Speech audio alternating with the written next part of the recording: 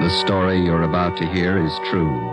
Only the names have been changed to protect the innocent. Fatima Cigarettes, best of all long cigarettes, brings you Dragnet.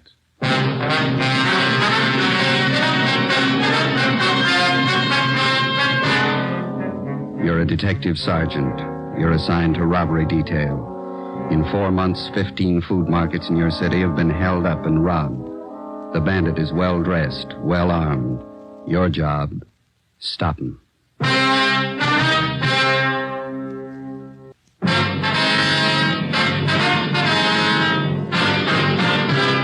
Dragnet, the documented drama of an actual crime. For the next 30 minutes, in cooperation with the Los Angeles Police Department, you will travel step by step on the side of the law through an actual case transcribed from official police files. From beginning to end, from crime to punishment, Dragnet is the story of your police force in action. It was Monday, February 12th. It was cold in Los Angeles. We were working the night watch out of robbery detail. My partner's Ben Romero. The boss is Thad Brown, chief of detectives. My name's Friday. It was 9:48 p.m. when we got to room 25A, interrogation room. Have a chair, Mr. Pollard. Yeah, thanks. Now, what is it that you want to tell us, sir? Well, you have a cigarette, please? Yeah. Here you are.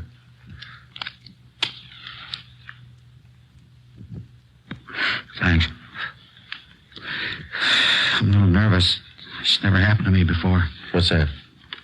Well, after I thought it over, I knew it wouldn't be any use to keep it up. I knew you'd find me. I don't think I quite follow you. I want to confess. That's why I came here. Yeah? I knew I was doing wrong. I just couldn't help myself. What have you done? I'm not trying to defend myself. I needed money, that's all. There wasn't anything else I could do. Well, we still don't know what you're talking about, Pollard. Been after me 4 months. Thought maybe you'd recognize me from the description. Some of the people must have seen me. Those food market holdups? You pulled those robberies by yourself? Yeah, 15 of them. Needed the money. Pollard, is that your true name? That's right, yeah, Frank Pollard. You ever been arrested before? Drunk charge, that's all.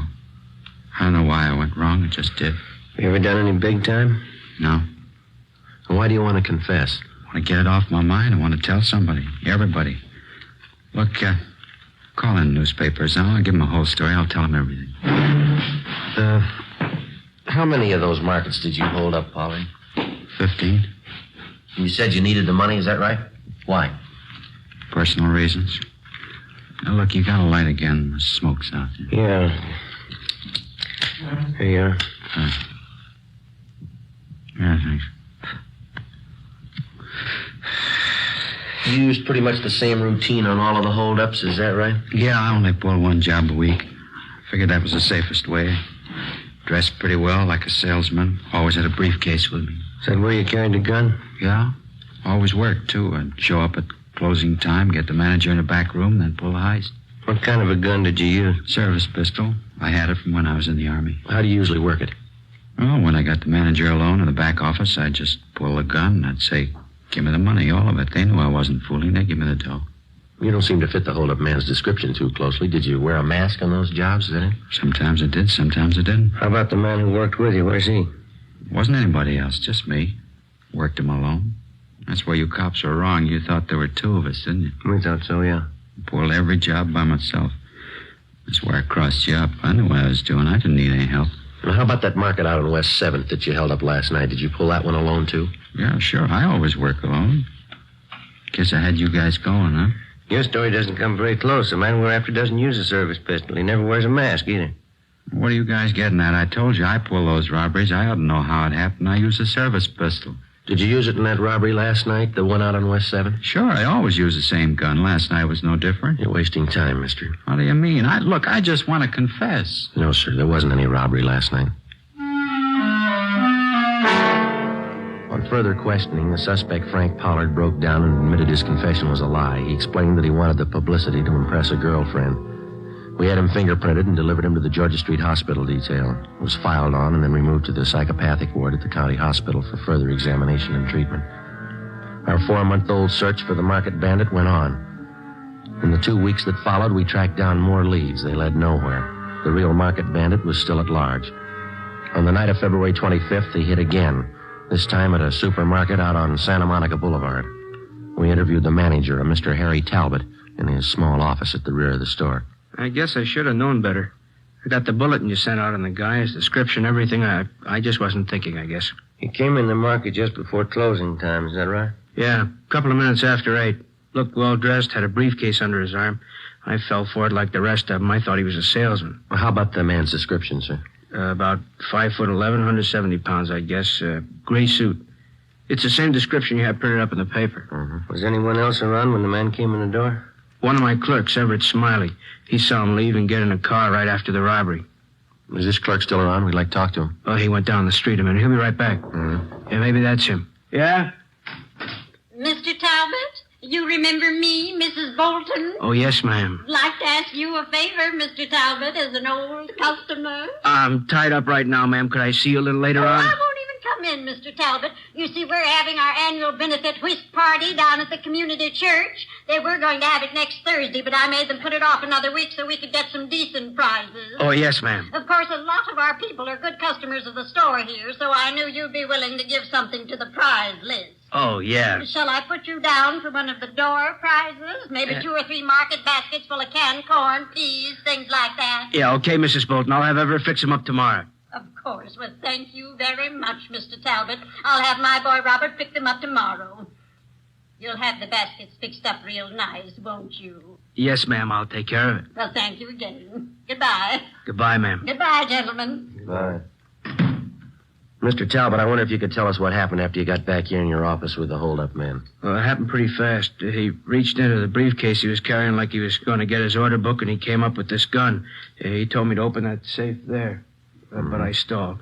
I said I didn't know how. I see. And that's when he started telling me what he'd do to my family, my wife, if I didn't open the safe. He knew all about us, my address, my wife's name, my kids. He said he'd get them if I didn't do what I was told. Same M.O. Never failed him. What'd you do then, Talbot? Well, money's not worth that much to me. I opened the safe and gave him everything. Little over $400. I still don't know how he got that information about my family. Do you have any suspicions at all? No, nobody I can think of. How about the gun he had? Can you describe it? Well, just like you have it listed in that bulletin on him. 38 revolver, blue steel, long barrel. Mr. Talbot. Come on in, Ev. Officers, this is my clerk, Everett Smiley. I'm sorry I forgot your name. Friday and Romero, robbery detail. Hi. No. Hello there. Hey, Mr. Talbot says that you saw the hold-up man leaving the market. Is that right? Yeah, that's right. He walked right out of the store and down the street just like nothing happened. I didn't know anything was wrong till later. Did you notice if the men got in the car? Yeah, I did. Car was parked about halfway down the block. Another guy was driving. Motor was running. Did you catch the license number? No, but it was a brand new sedan. A Pontiac, I think. You shouldn't have much trouble finding it. Without a license number? Well, it's a brand new car. I remember the color. I couldn't forget that. Yeah. Bright red, just like a fire engine. 90% of the time, color identification of a car means nothing. For one thing, a getaway car can be painted in a matter of a few hours, and for another, the color of a vehicle is not listed on the registration slip. It's impossible to check a car through DMV on color alone. But in this case, we figured that we had half an exception to the rule. The car used in the robbery was new. It was painted a very distinctive color. We began an immediate canvass of automobile dealers throughout the city. After a day and a half of calling and checking, we found 2 dealers who had sold 2 new cars within recent weeks with fire engine red paint jobs. We got the names and addresses of the purchasers and checked them out. One of them was a Miss Mona Taylor, an ad taker for one of the daily morning papers. I'm sorry to bother you at your work, Miss Taylor. Oh, not at all. Most of it's over for today. What is it you want to know? Well, we understand that you bought a new Pontiac sedan about 3 weeks ago. Is that correct? Yes, I did. If this is about that parking ticket, why, I've already taken care of it. No, ma'am, that's not it. We'd just like to know if you still own that car. Well, I don't own it yet. I'm still paying on it. Color's a bright red, is that right? Yes, it is. Fire engine red. I like bright colors. Well, does anyone else besides yourself drive the car, Miss Taylor? Well, yes, once in a while I lend it to my boyfriend, Al. Al Daly. I've known him for a long time. Oh, excuse me. Classified ads, Miss Taylor. Yes, sir. 2-room apartment? Unfurnished? All right. You got a smoke, Steam, Joe? heat, Yeah, just a minute. I got one. View, Beverly Hills. That's it, thanks. $80. What's that? Yes, sir, tomorrow morning's edition. Yes, $2.12 for 2 days. Could I have your name, address, and telephone number? Thank you, sir. About this friend of yours, Miss Taylor, this Al Daly. How long have you been lending him your car? Since he got his new salesman's job. He has to make night calls on customers out in the valley, so I let him have the car, usually about once a week. When's the last time that he borrowed the car, miss? 2 nights ago. From Mona Taylor, we got the address of her boyfriend, Al Daly. We located him in a rooming house on South Boulevard Avenue. He admitted he borrowed the Taylor girl's car the night before, but he denied that he drove it anywhere in the vicinity of the robbery. How about your friend, Jimmy Bray? I don't know. I loaned him the car, that's all.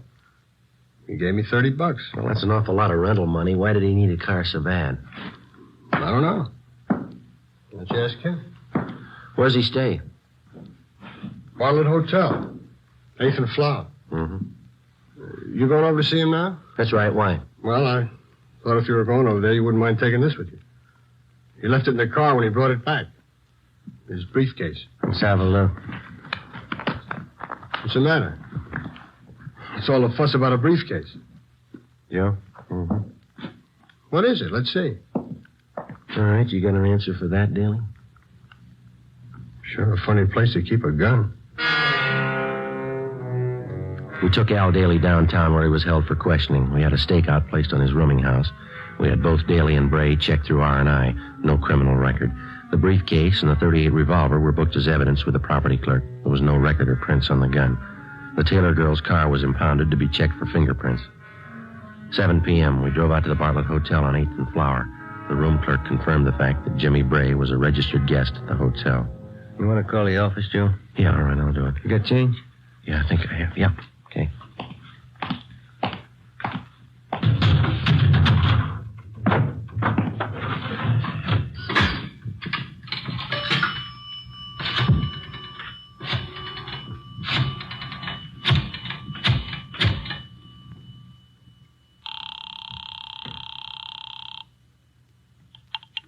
City Hall. 2511. 2511. Robbery Powers. Joe Friday, John. We're out at Bray's Hotel. We're going to stake it out. He's not in yet. Yeah, that's what I figured. What do you mean? The market out on 12th Street was held up a minute ago. Yeah? Bandit carried a briefcase.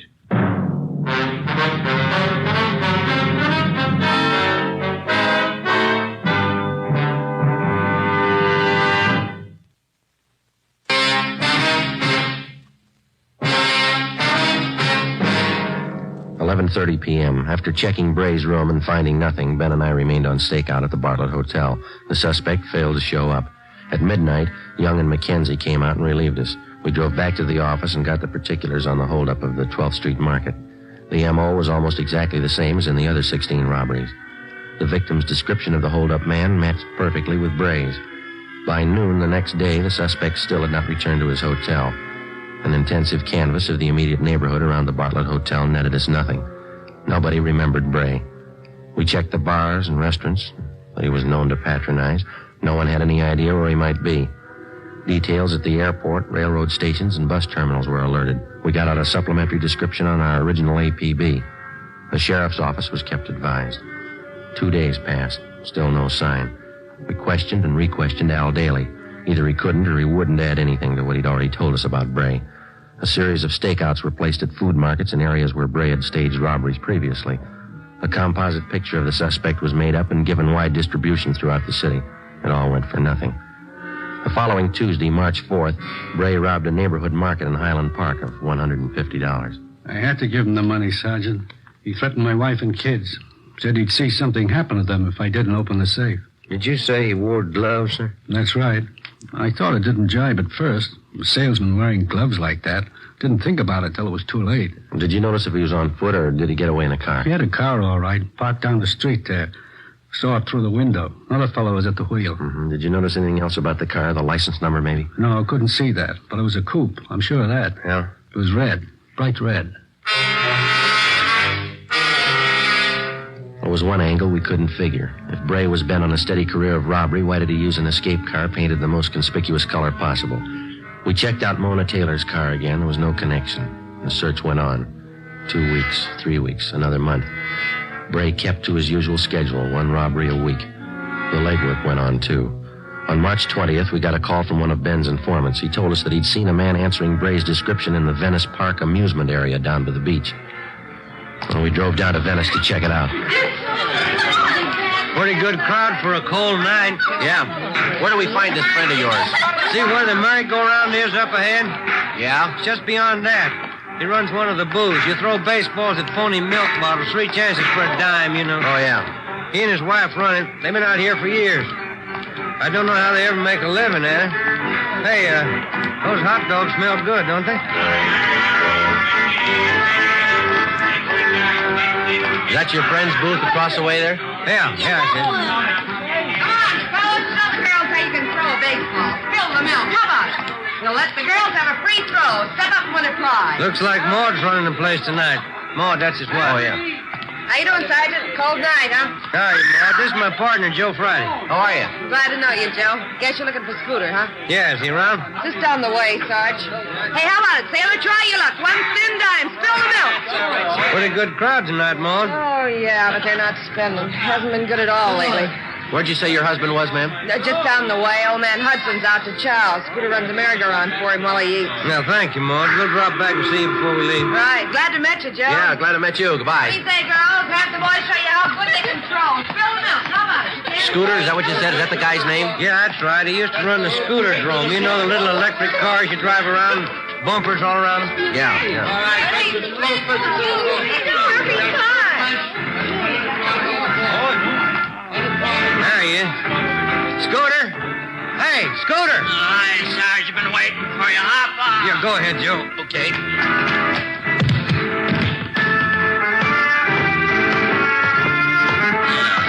How you doing, Sarge? Good to see you. Scooter, my partner, Joe Friday. How are you? Yeah, glad to know you, Joe. I guess we can talk here as well as any place, huh? Sure. What's the story, Scooter? It's like I told you on the phone. Murphy down the Penny Arcade, he noticed the guy first. He pointed him out to me. He sure hits close to Bray's description. Well, when did you first see him? Oh, 2 nights ago, I wasn't so sure it was Bray the first time. Then I saw him last night. That cinched it. I didn't hear that. I said I saw him last night. That cinched it. Oh. Well, when did this Murphy, was that his name? When did he first see him? About a week ago. He's got an eagle eye for strangers who hang around. Murphy thinks the guy's staying out here someplace. Is there any idea where? Just a minute. No jumping around like that, son. Now you'll fall off and bang your head. Kids. Where'd you spot this man, Scooter? Same place Murphy did it. He's hanging around the shooting gallery down the way. The guy who runs the place is new. We don't know him well enough to ask him about it. You mean this man who looks like Bray just hangs around the counter there? Well, no, not exactly. You see, there's a little office to one side of the shooting gallery, and the times I seen the guy, he was either coming in or going out of there. Mm-hmm. When's the last time you saw him, Scooter? Huh? I say, when's the last time you saw him? Earlier tonight, about 6:30. I think Murphy's right. The guy's holding up in there.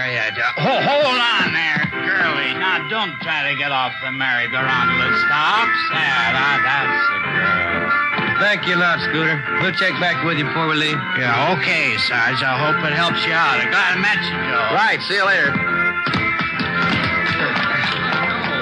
There's the shooting gallery down there by the bullseye, son. Yeah, if the guy is Bray, it's funny that he hasn't been spotted before. This area is pretty well patrolled here. Yeah. Try your skill, fellas. 10 shots, only quarter. We're police officers. Like to ask you a few questions. Oh, what about? What's your name? Gridley? Max Gridley? You know anybody by the name of James Bray? Bray? Uh-huh. No, I don't. Why? How about this, Mr. Gridley? Know anybody who fits that description? No, it doesn't mean anything to me. What's the matter, anyway? Well, a man answering that description has been seen entering and leaving this office right next door over here. It's part of your concession, isn't it? Yeah, that's right. But I'm the only one who uses it. Somebody must have got the wrong slant. Then you wouldn't mind if we looked it over. Routine investigation. Well, I don't know. Yeah, all right. I'll come around and open the door for you. All right, come on.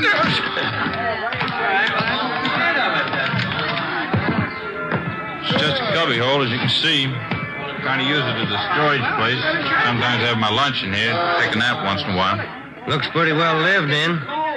All those clothes are yours, Mr. Gridley? That's right. Why? Hey, Mac, how about a load on this thing? Oh, it's a customer. Excuse me a minute. Be right back. Yeah, go ahead. Hey, Joe. Yeah. Over here, have a look. This towel. Look at the name stenciled on it. Bartlett Hotel. 9:30 p.m. We advised the shooting gallery operator not to attempt any phone calls. Then I called the office, and Ricketts and Powers came out to help us with a stakeout on the shooting gallery and the adjoining office. Ben and I covered from the Penny Arcade directly opposite the shooting gallery. Ricketts and Powers were staked out 2 doors away at a stand that advertised handwriting analyzed, 25 cents. We waited. Ben munched on a bag of popcorn. 10:30 p.m., no sign of the suspect. 11 o'clock, still no sign.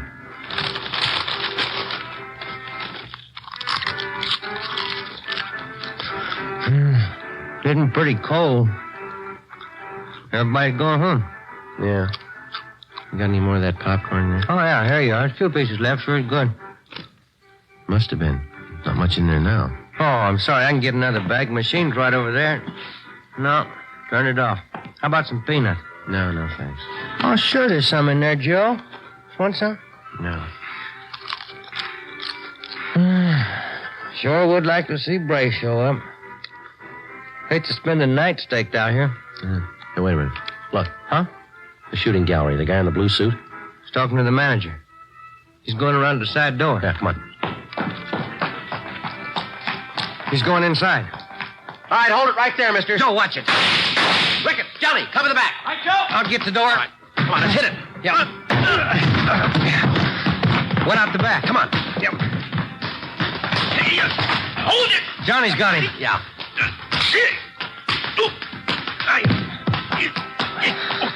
Good. Johnny, you okay? Yeah. It's a rough one. Yeah, let's roll him over, huh? Yeah, all right. How about it, Joe? Short, dark complexion, fat. What do you think? I don't know, but it's not Bray.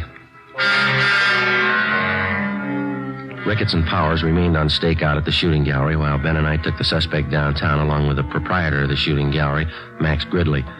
We had the man treated for cuts and bruises at Georgia Street Receiving Hospital, and then we took him to the office.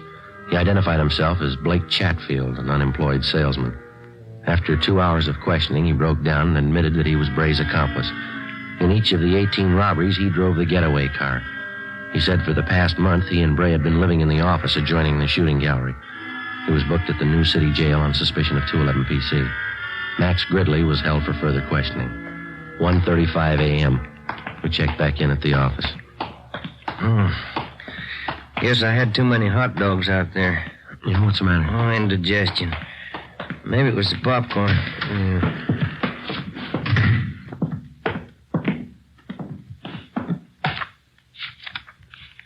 A couple of messages in the book. My wife wants you to call her before you go home.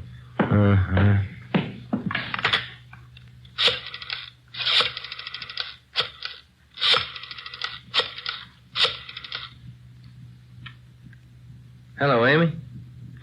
Yeah, long night, yeah. What? Loaf of graham bread? Well, I'll try. Okay, dear. Yeah, bye. Same old thing. Yeah.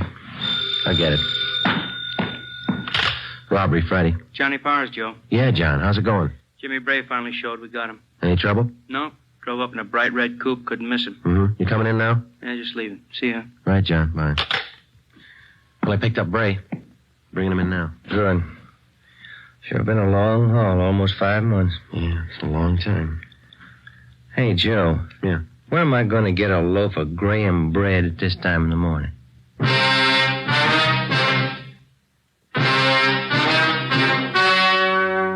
The story you have just heard was true. Only the names were changed to protect the innocent.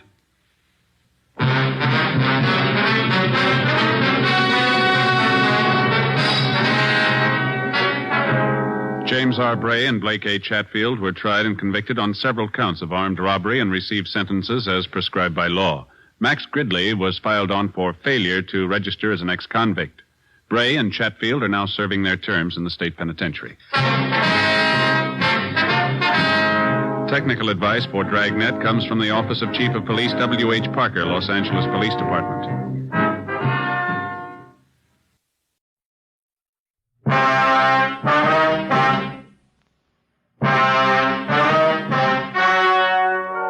The story you're about to hear is true. Only the names have been changed to protect the innocent. Fatima Cigarettes, best of all long cigarettes, brings you Dragnet.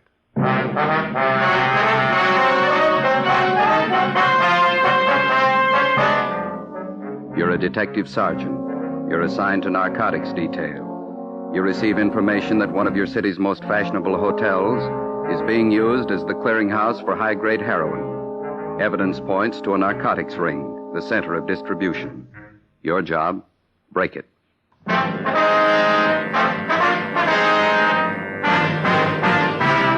Dragnet, the documented drama of an actual crime. For the next 30 minutes, in cooperation with the Los Angeles Police Department, you will travel step by step on the side of the law through an actual case transcribed from official police files. From beginning to end, from crime to punishment, Dragnet is the story of your police force in action.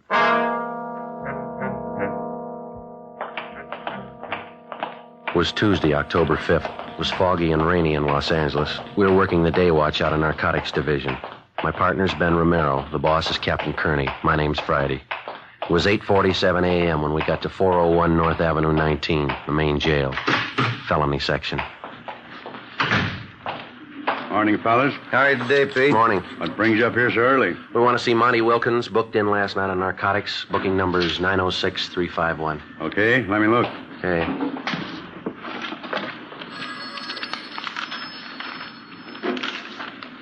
Here it is. He's in 103. Thank you, Pete. I'll put it in the book here, Joe. Okay. Here's my gun. You want to check it with yours? Yeah, right. I'll put him away. Okay, Pete.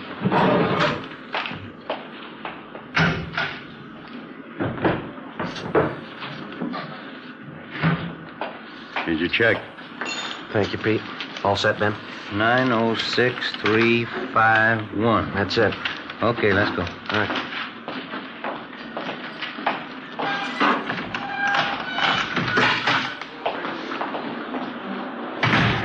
All right. We want to talk to Monty Wilkins. He's in 103. All right, we'll get him.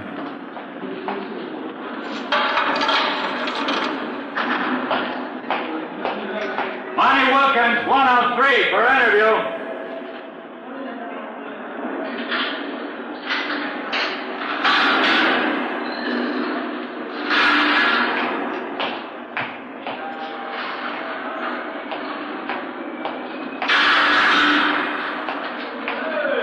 Hello, Friday. Ben? Hi, Monty.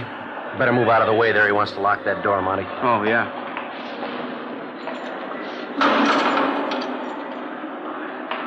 Let's go around the corner to the interview room, Monty. All right. Man, this is awful. What's the matter? Don't you feel good? I feel awful. Pretty sick. You look bad. I'll get the light. Okay, Ben.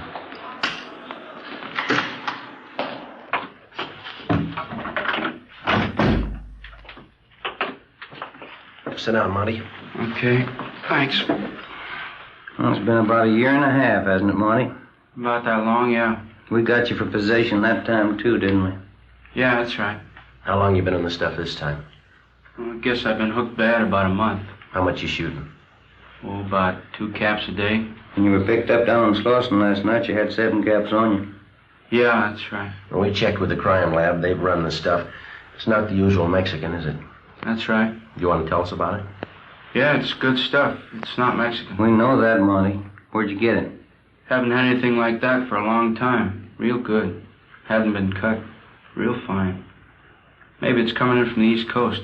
Can't get nothing like that from Mexico. Now, look, Monty, we ran the stuff through the lab. We know it's high-grade heroin. We know all about it. Now, I want you to tell us where you've been getting it. Well, you know how it is. You want to ask the impossible of me?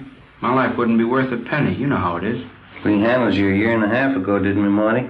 Yeah. You're still around, aren't you? Yeah, I did time, though. Well, you knew that going in. You're going to do time this trip, too. So don't shoot us that line, huh?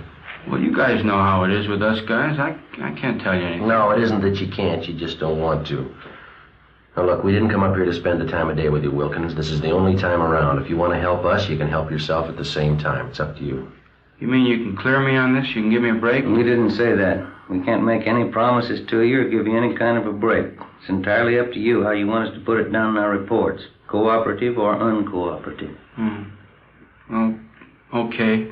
You squared with me last time. You helped us last time. We made a case. But I'm not going to be able to help you very much. Where you been getting it? Well, I've only made a couple of buys on that good stuff. I just got it from some old mule I just happened to meet down there. Seemed to be pretty well loaded with the stuff. Where'd you meet him? Oh, down near 5th and Spring somewhere. What's his name? I never did know his name. I just knew that he was pushing the stuff. Some old mule, that's all. Who's he pushing it for? Now, you know they never tell us guys where they're getting it. You know how they do. Yeah. I never did talk to him very much. I did hear him say once he was getting his stuff from a new bunch of guys from the east. Said they were really going to open up this town. The way he talked, they're no small-time operators. I got enough out of it to know they're working out of the Plaza Royal Hotel. Never figured that, would you? Anything else? Any names mentioned? Yeah, I remember this old mule mentioned a couple names. I think he talked about somebody named Kirk and another guy called Smith. Now, you understand, this guy was just talking. I don't know how they fit in or what the connections are. Yeah, we understand. Where can we get a hold of this old mule? Well, I don't know where he's at. How do you get a hold of him when you want to make a buy? I just run into him, that's all. Down around Spring Street. You know, just around. The last time I was down, I couldn't find him. And is that all of it, Monty? All you can tell us? Well, I don't know too much anyway. You know how it is. I couldn't tell you any more. That's all I know. All right, let's get on to this 510 if that's all you got. And that's everything I got. Hope you fellas will write me up okay. I think I helped you quite a bit, haven't I? One of the best hotels in town, Plaza Royal. Never would have figured that, would you? Maybe. I've told you quite a lot. The rest ought to be easy. No, you're wrong there, Monty. Why? You haven't told us the name of your mule. You haven't told us where we could find him. You haven't made it so easy. Well, that's all I have. I've told you a lot. Yeah, there's a lot you didn't tell.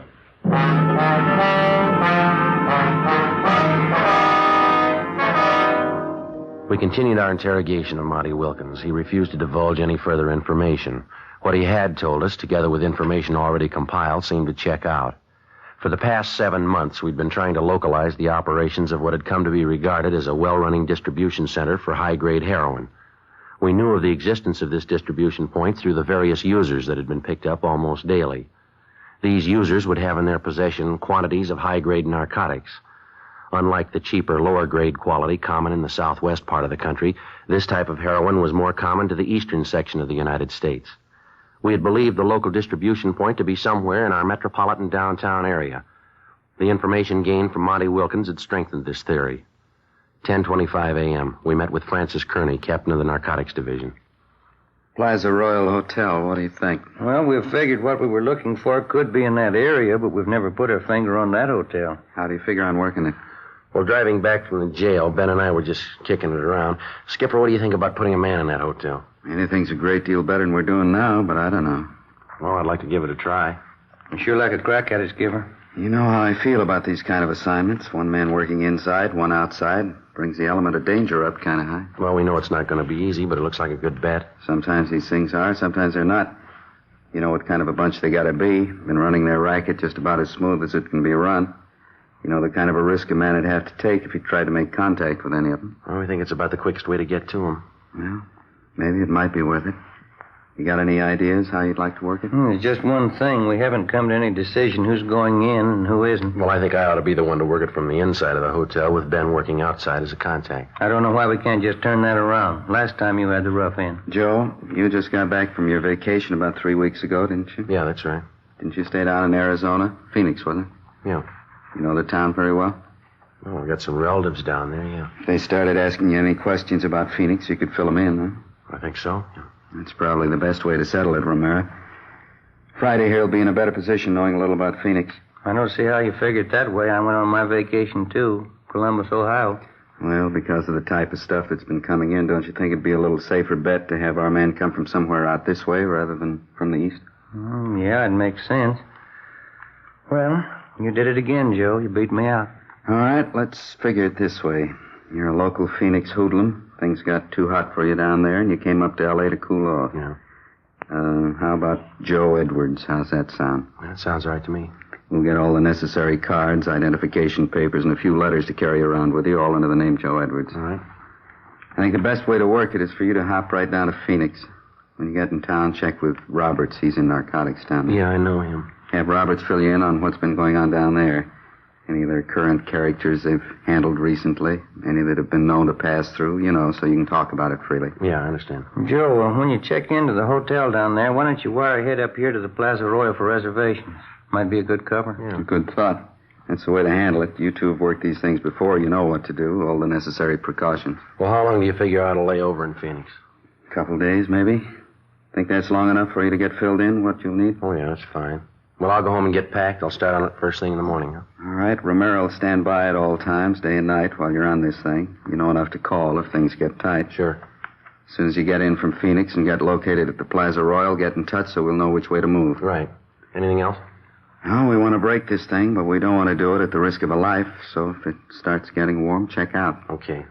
I still don't like sending anybody on something like this, but it's got to be done. We don't know enough about it. We don't know how many are in the gang. We don't know what kind of a bunch they are, so be careful. I will. If you're not and I hear about it, this will be your last assignment like this. Yeah. If I don't hear about it, well, you figure it. Yeah, either way, I lose.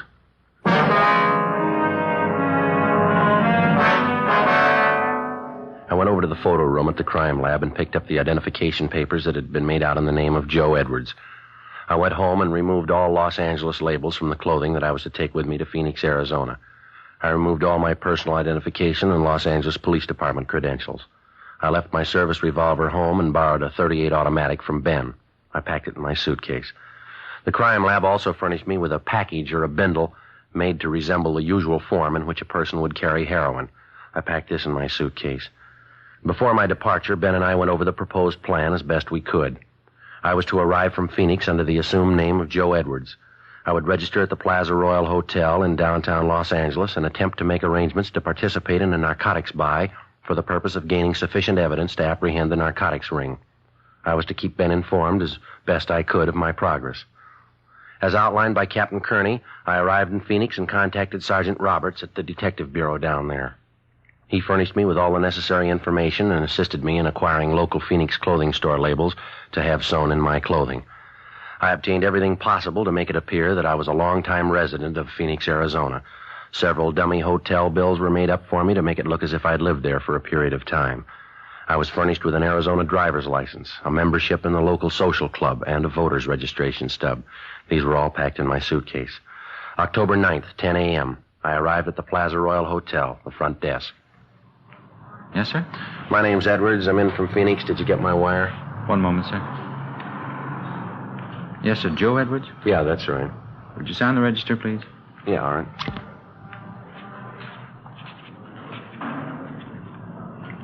Thank you. What? Yes, sir. Would you show this gentleman to room 211, please? Yes, sir. This way, please. All right, thank you. Go ahead, sir. Thank you.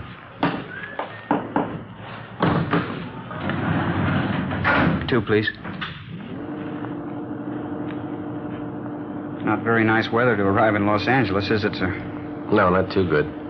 I see by the stickers on your bag you've been through Arizona. Yeah, that's right. Must be nice weather down there, huh? Yeah, that's all right. This way, sir. Thank you.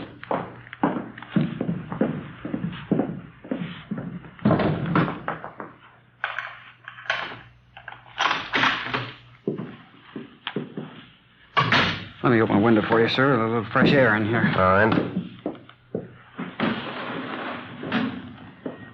Okay. Thanks. Here you go. Thank you very much, sir. Help you with your bags? Yeah, all right. Oh, I'm sorry, sir. Something dropped out on the floor here. You better let me have that. Sorry. Very sorry that happened. That's all right.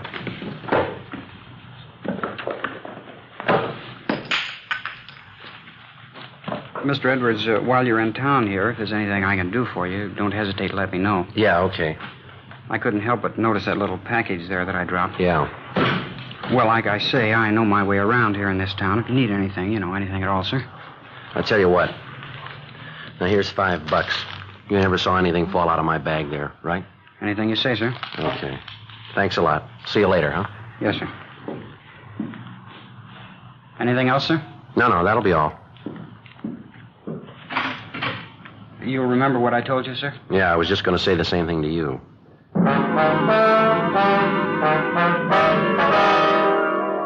I couldn't be sure, but it looked like I'd been lucky right from the start.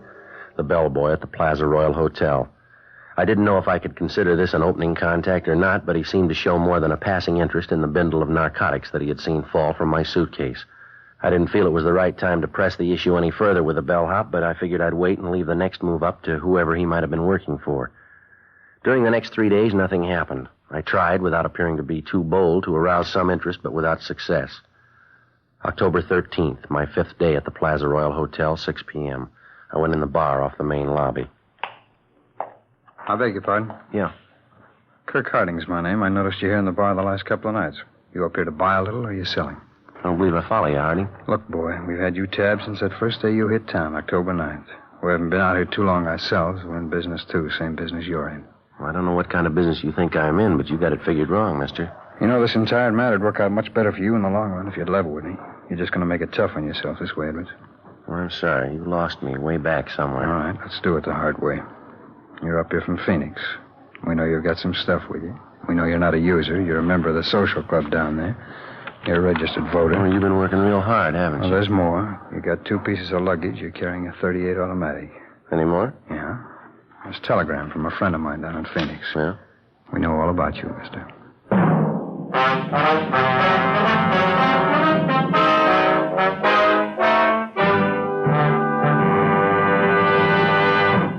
You are listening to Dragnet, authentic cases from official police files.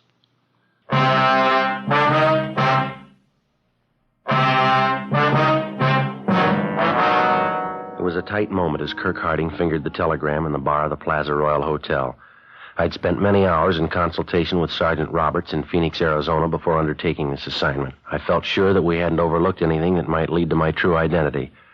Kirk Harding read the wire to me.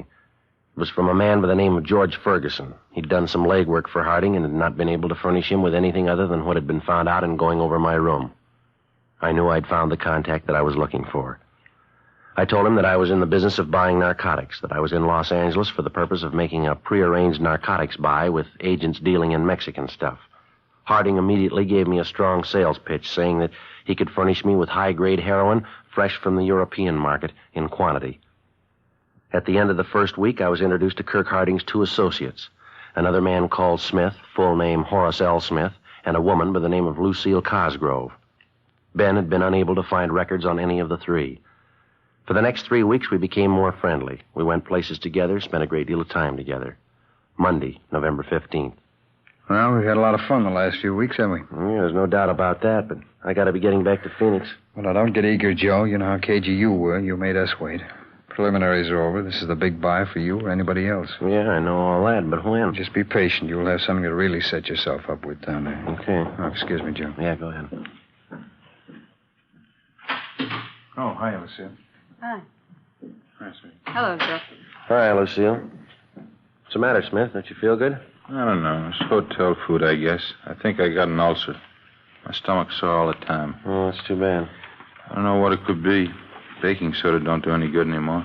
How about a drink? Joe? Yeah, fine with me. Lucille, you want to get some ice out of the kitchen, please? Sure. Skip me. Smith, you ought to go see a doctor. You don't know for sure what's wrong with you. You might make it worse. If I don't know what it is, how could a doctor? I don't know. It works for everybody else. Might for you. Hey, I can't get this ice tray out. Joe, would you give me a hand, please? Yeah, sure. Okay, which one here? I got the ice. Keep working on that other tray there. I have something to tell you. Okay. Listen, Joe, the big buy's tonight. You sure? Yeah. How about it, you two? You need any help? No, that's all right, Kirk. It's coming along fine. Joe, as soon as you show your money tonight, they're going to kill you. How do you know? Look, we don't have time to go into it. I know. You won't have a chance. They're going to kill you. What are you doing? Waiting for him to freeze? Come on, how about the ice cream? All right here, Kirk. I'm sorry. Let's go. Yeah. Okay, what do you want? Lucille? Joe? Coke high, sorry. Yeah? I'll make mine bourbon, a little water. All right. Smith, you sure you don't want one? No, can't do it. Joe, before I mix them, I got something for you. Yeah? Smith tells me tonight's the night. Well, that's good, but why didn't you tell me a little ahead of time? I got a date for tonight. Well, I think you better break that one and keep this one, don't you? Well, yeah, I do, but just wish you'd have told me a little sooner. There's the phone. You can take care of it. Is it all right with you? You know as much about this business as we do. Go ahead and use it as long as we can hear you. Okay, fine. Just take a minute. Want to sit here, Joe? Oh, thanks, Smith. Yeah. Say, I wonder if you'd get my drink for me over there? Sure. She's probably going to be upset. I may need it, huh?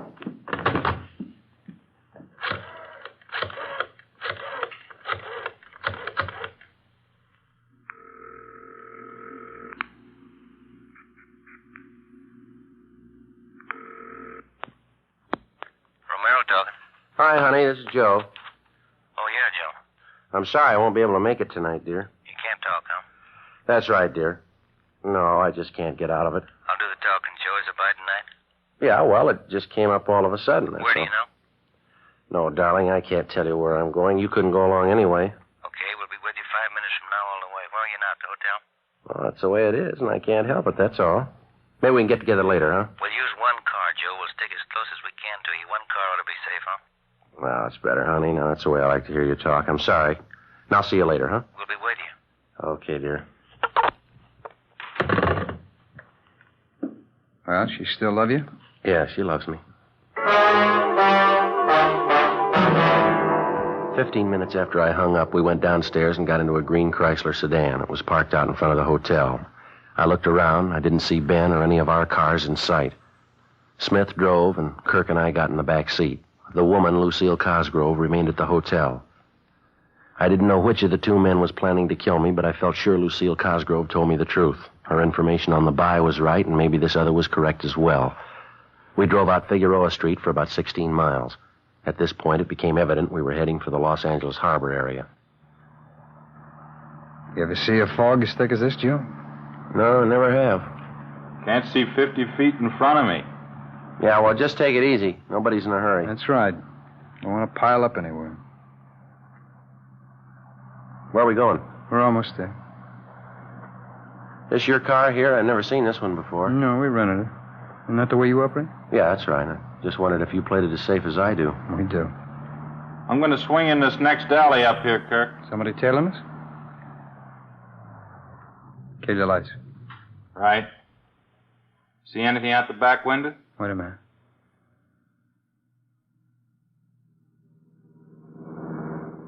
How'd they go? How'd it look? Two guys in the front seat. Could have been somebody. What do you think, Joe? How'd it look to you? Well, whoever it was, we lost him anyway. Yeah. Okay, let's go.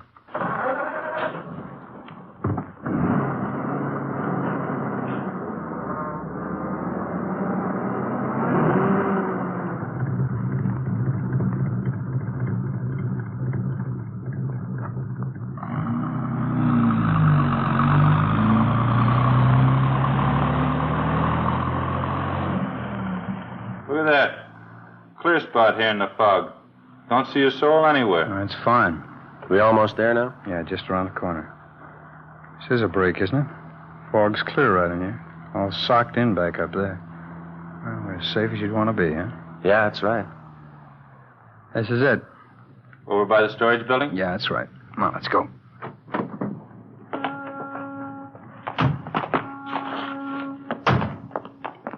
Over this way, Joe. What's over there in that building? We're not going inside, just over there in that alcove. All right, this is it, Joe. Let's see the money. Well, wait till I see the stuff, huh? You don't trust anybody, do you? What are you trying to prove? Well, I didn't like what he said. You're not going to like what I got to say either. Freeze, mister. Drop it, you! Watch it, Ben!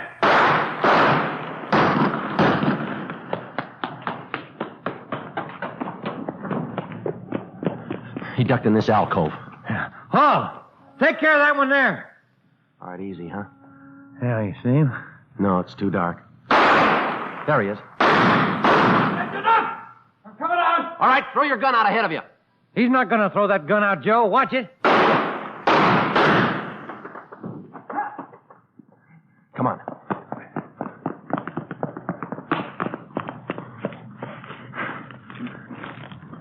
There's his gun. Yeah, I got it. You want to shake him down? Yeah, Come on. Yeah. On your feet. Where'd you get hit? My shoulder. Let me see. You're all right, just grazed you. You're a cop, aren't you? Yeah, that's right. Now, come on, let's go. Where's this stuff? On the back seat in my car. Now, you tell me something. Why'd you slug Smith? I just wanted something I knew you'd never give me. What's that? An even chance.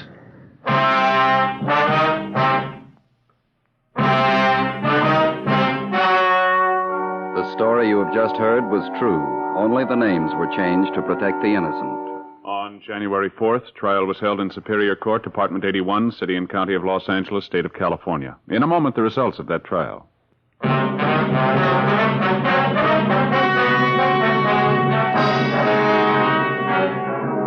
All three suspects, Kirk Arthur Harding, Horace L. Smith, and Lucille Marie Cosgrove, were convicted for violation of the State Narcotics Act, a felony. Harding and Smith were convicted on one count of attempt to commit murder. They are now serving their terms as prescribed by law in the state penitentiaries. You have just heard Dragnet, a series of authentic cases from official files. Technical advice comes from the Office of Chief of Police W.H. Parker, Los Angeles Police Department. Fatima Cigarettes, best of all long cigarettes, has brought you Dragnet portions transcribed from Los Angeles. Stay tuned for Counter Spy next over most NBC stations.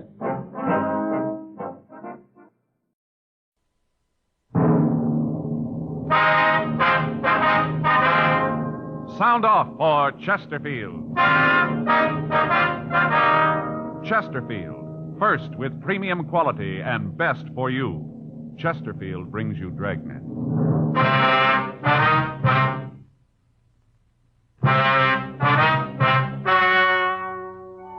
Ladies and gentlemen, the story you're about to hear is true. The names have been changed to protect the innocent.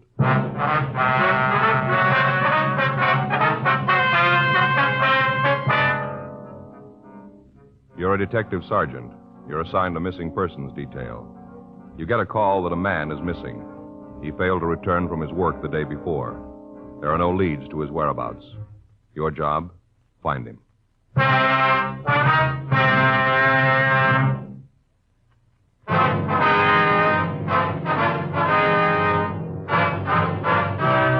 Dragnet, the documented drama of an actual crime.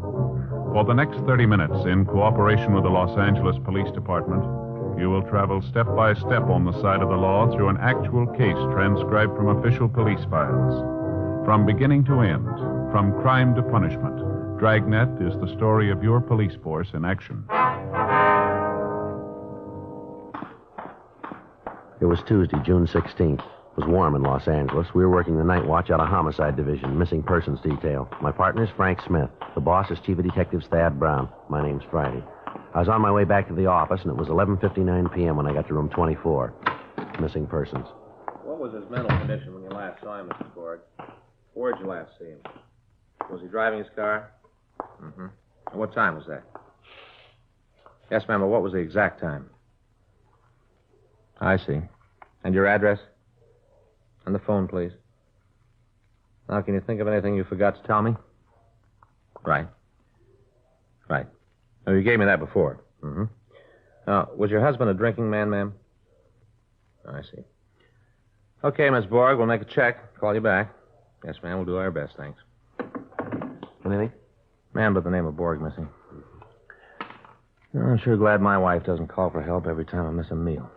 Trouble with most guys is they let a woman keep tabs on them, check on everything they do. Let me see that 9-7, will you? Yeah, there you go. It's everything his wife gave me. Mm-hmm. Well, you get the jails and records. I'll check Georgia Street County Hospital in the morgue.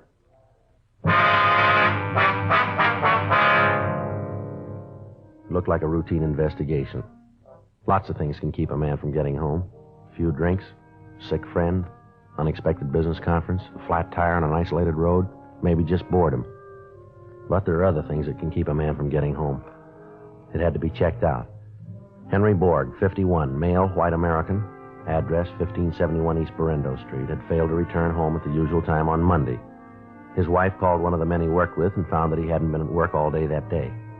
He still hadn't come home the next afternoon. She called us. I checked the Gaga file to see if he was one of our regular customers, mental case or alcoholic. He wasn't. Frank and I checked the jails, the hospitals, and the morgue. They had no record of him there. No John Does fitting his description. And Borg had no criminal record. We could assume that he was at least alive. Frank called Mrs. Borg back, told her not to worry, and asked her to call us immediately if she heard from her husband. Wednesday, 3:10 p.m. Still no word of Henry Borg. The day watch had made another check of the jails, the hospitals, and the morgue. Mrs. Borg called 3 times. The day watch officer's notes described her as very upset. I called her back and asked her to come in the next day to file a missing persons report. I asked her also to bring in the best picture she had of her husband. Thursday, 2:40 p.m. Mrs. Borg was waiting with Frank when I got to work. She'd already filled out the Form 316. She was holding an aging Pekingese dog in her arms. Joe, this is Mrs. Borg. How are you, ma'am? My partner, Joe Friday, ma'am. Hello, Officer Friday. I talked to Mr. Smith and filled out the paper. Here's that picture you wanted. Oh, yes. Thank you very much, ma'am. It's a good likeness. Mm-hmm. Now, Miss Borg, I see here that you haven't put anything down under personal habits for your husband. Well, I don't understand. Well, does your husband drink at all, ma'am? Henry? No. He takes a glass of beer with his supper when he comes home, but he's not what a person would call a drinking person. Gamble? Gamble? Yes, ma'am. Cards, dice, horses? Oh, I should say not. He never does nothing like that. You've never known him to gamble at all, then? Henry? I should say not. Now, Miss Borg, you say here that your husband has no relatives. Oh, only brother Ed, older brother, but I didn't put him down. We don't know where he lives. Haven't heard a word about him 9-10 years. Mm-hmm. What about your family? Your husband friendly with your family? My family hasn't spoke to me since the day I married Henry Borg. Mrs. Borg, I see you only have one friend listed, a Hal Bishop. That's the man your husband rode to work with, isn't it? Yes. Do you know Mr. Bishop's address? No, I don't. Did your husband ride to work with Bishop every day? You say he left his car at home Monday. Did he ever drive it to work? Well, he usually drove our car, but then he'd ride with Mr. Bishop pretty often, too. I didn't think anything about it. It didn't seem like anything. Well, did your husband spend much time with this Bishop? No, just work. Henry used to like to spend his free time with me. All right, now, ma'am, please don't get upset here. Did your husband have any financial problems, debts that were worrying him? Financial difficulties, like bills and things? Oh, no, Henry always took care of it. Do you think there might have been anything you didn't know about that was worrying him? Officer, if Henry was worried about anything, I'd have known it. He'd have told me for sure. Mm-hmm. And what about your home? Do you own it? What do you mean? Was there a mortgage on it, I mean? Yes.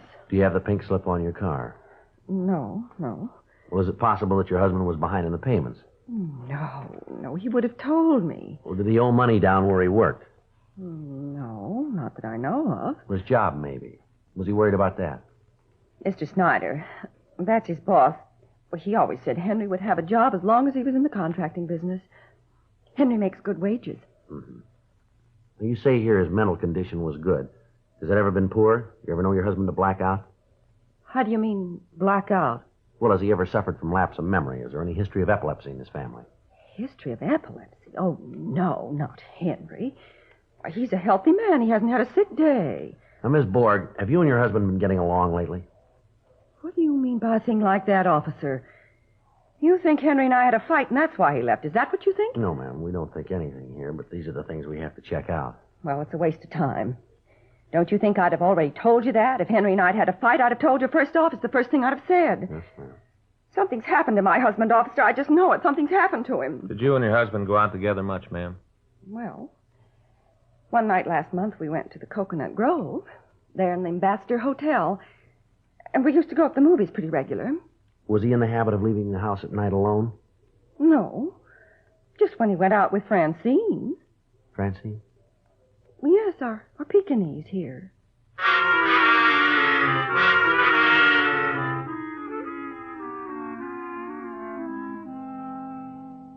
3:55 p.m., Thursday, June 18th. Began to look as if Henry Borg was in trouble. From what we'd been told, he wasn't a man who had just suddenly decided to leave home. We had to find out if the facts we'd been given were accurate. Thursday, 4:10 p.m. We contacted Borg's friend, Hal Bishop, just as he was leaving the construction job where they both worked. He said he hadn't gone by Borg's house to pick him up Monday because Borg hadn't asked him to. The way they worked it, Borg always told him the day before if he wanted to ride. At first, Bishop said he hadn't noticed anything strange about Borg recently. Then he decided Borg had been a little irritable the last few days. He said it wasn't like him to be irritable, that he'd never known Borg to miss work before, and that he'd never heard of any trouble between Borg and his wife. He said that Borg didn't talk much about his wife. We called on the neighbors of the Borgs. They said nothing to indicate any flaws in Mrs. Borg's story. Henry and Martha Borg were average people in an average neighborhood. He went to work every morning at 7 a.m., came home at 5:15. His neighbors didn't know much about him. He was a quiet man. They lived in the same house for 13 years. Martha Borg was 47, maybe 48. They never had visitors. After 13 years in the same neighborhood, she apparently had no close friends. Two of her neighbors had noticed that in the past year, Martha Borg would leave her house 3 or 4 times a week at 11 a.m. Always at 11 a.m. She invariably got back before her husband did. The neighbor said she usually brought some shopping home with her. They did go out frequently in the evenings. However, there were no reports of family trouble between Martha and Henry Borg. Thursday, 6:20 p.m. We talked to Adolph Wernicke, whose grocery store was on the corner a half a block from the Borg home. They'd been trading with him ever since they moved to the neighborhood. I don't know what to tell you about Mr. Borg, officer. He always seemed like a nice fellow to me. Didn't say much, but nice. Sure is funny, him disappearing like that. You got any idea if he had any trouble with his wife? No, that wife, she's a funny one. Different from Mr. Borg as day and night. Well, how's that, sir? Well, I don't know. High hat, sort of. She's all right, I guess. Kind of show-off, though. Kind of person who dresses up when she goes shopping around the corner. Likes to buy fancy groceries, stuff I never get calls for. Like those anchovies up there on the shelf. Now, I'll bet you I won't sell 2 cans of them in a year, but Mrs. Borg comes in and she'll buy them. Now, Mr. Borg, he don't like that kind of stuff at all. Told me so himself. Yes, sir, but how'd they get along? Do you ever say anything about his wife? To tell you the truth, officer, I don't know. As far as a man and his wife arguing, I don't pry. Hurts business. Come to think of it, he did say one thing. That was a long time ago, about 2 or 3 months ago, maybe more. What was that? What'd he say? Well, he came in here, just about like this time it was. Didn't buy anything, just kind of hung around. Remember, he seemed out of sorts. I asked him if he was feeling all right. He said he was. Just felt like he had to get away from the house. Now, that'll happen to a man. Just feel like you got to get away for a while. You know what I mean, officer. No, sir, I'm not married.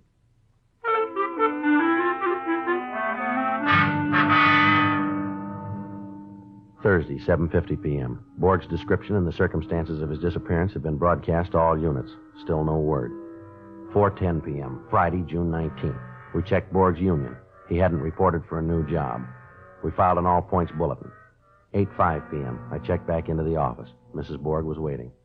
Sergeant Friday, I'd like to know just what's going on around here. My husband has been missing almost a week, and I don't see why something hasn't been done about it. If you can't find my husband, then why don't they put more men on this case? This is a terrible thing. I'm a woman alone, and the police haven't done a single thing. My husband may be dead. He may be dead, and nobody's doing anything about it. In my work, you hear it every day, but you can't get mad. It's against regulations, and you can't blame them either. They're in trouble, so you let them talk. You try to explain. They don't listen, but you try. Well, we're doing all we can, ma'am. They're always talking these days about giving policemen more money. It seems to me there are certain policemen who aren't even earning the money they get right now. Yes, ma'am. What are you doing for my husband? Miss Borg, here's the file on it. Now, we've made regular checks on the hospitals, the jails, and the morgues. Thursday night, when you came in to file that Form 316, we had a complete description of your husband broadcast to all radio units in the city. It was teletyped to every police division. Today, we sent out an all-points bulletin over the state wire. Every police department, sheriff's office, and highway patrol unit in the state knows that your husband is missing. Here, you can see the bulletin right here, ma'am. Now, in these cases, ma'am, we start with nothing. We don't know where they've gone or why they've gone. Most of them turn up by themselves. Some of them don't. We do everything we can to find the ones that don't. Miss Borg, there are 4,000 police officers in this city looking for your husband.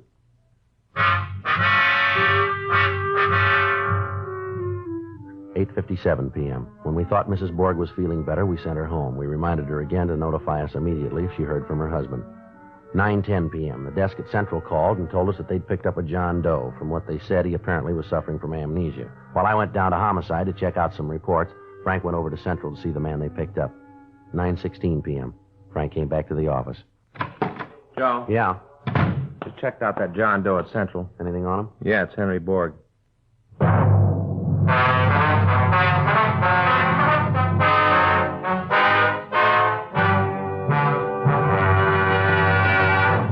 You are listening to Dragnet, the authentic story of your police force in action.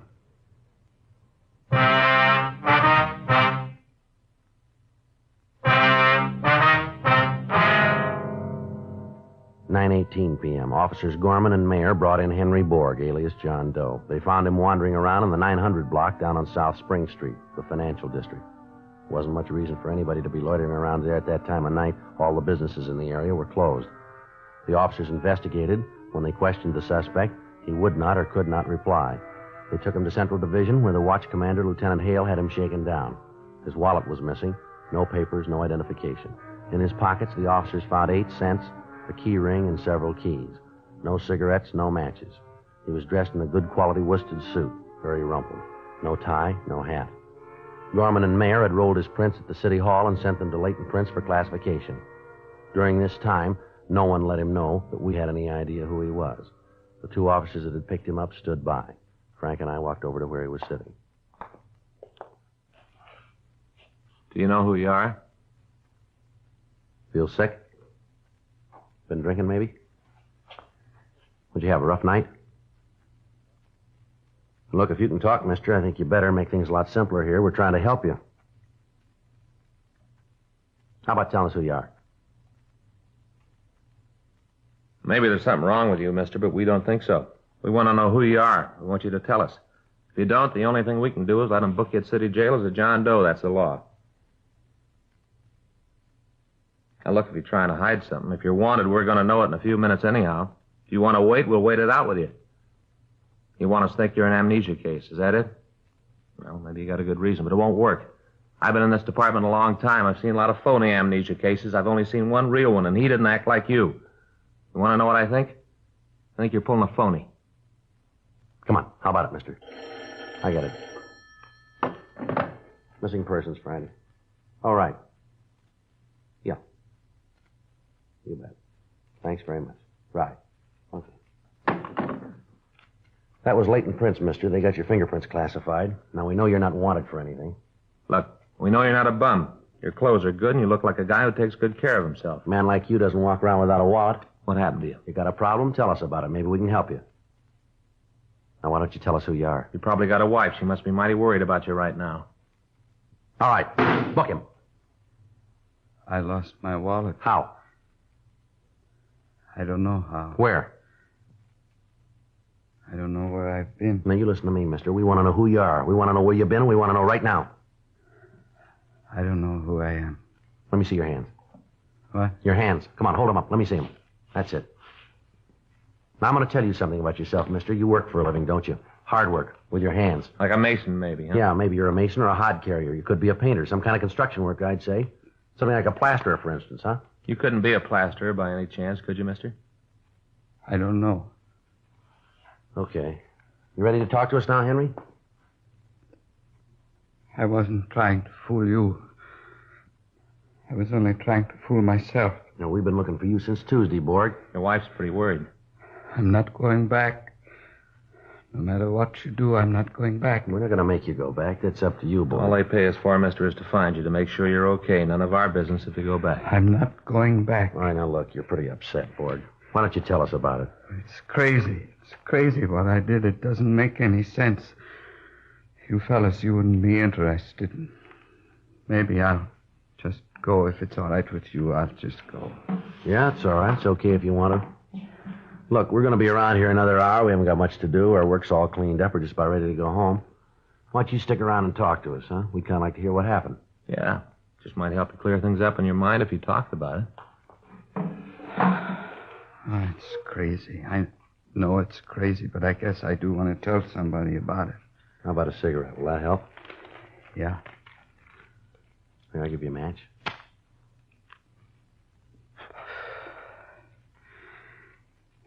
I am a man 50 years old. I work hard. I learned my trade as a boy of 16. I've been at it ever since. My wife and me, we got a new car. We got our own home, almost paid for. A man my age, when he gets home nights, he wants to take it easy. Read the paper, watch the television. Bought a $400 TV, 21-inch screen. Yeah. You want to know what happens when I get home? She wants to go out. It don't make any difference how tired I am. It don't make any difference if I've been working hard all day. She wants to go out. Do you know what that's like? Well, it doesn't sound like the reason a man would leave home, boy. I don't mind it once in a while, if it was just once in a while, but she's after me every minute I'm home. Here for the last few years, it's been every night. I don't know what's come over her. She didn't used to be like that. Martha used to be a sensible woman. Now she acts silly like a young girl. She's different. Goes in for fancy clothes, all kinds of fancy food, even anchovies, and I don't like anchovies. Last month, I swear, she even made me take her down to the Ambassador Hotel. Imagine me at the Ambassador Hotel. All I ever hear from her is we've just got a few years left to have our fling. I don't want any fling.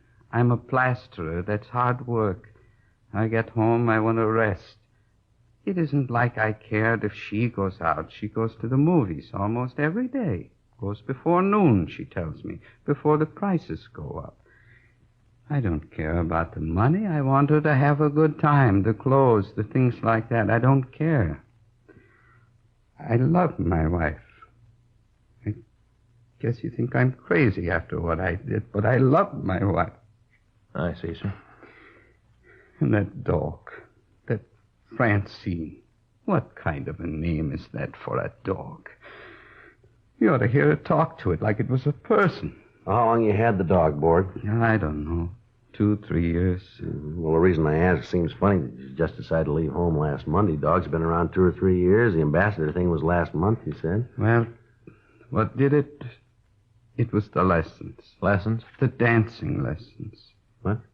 But there's this social club up around Pico and Figueroa. People go there to dance. People our age, she says. Only I can't dance.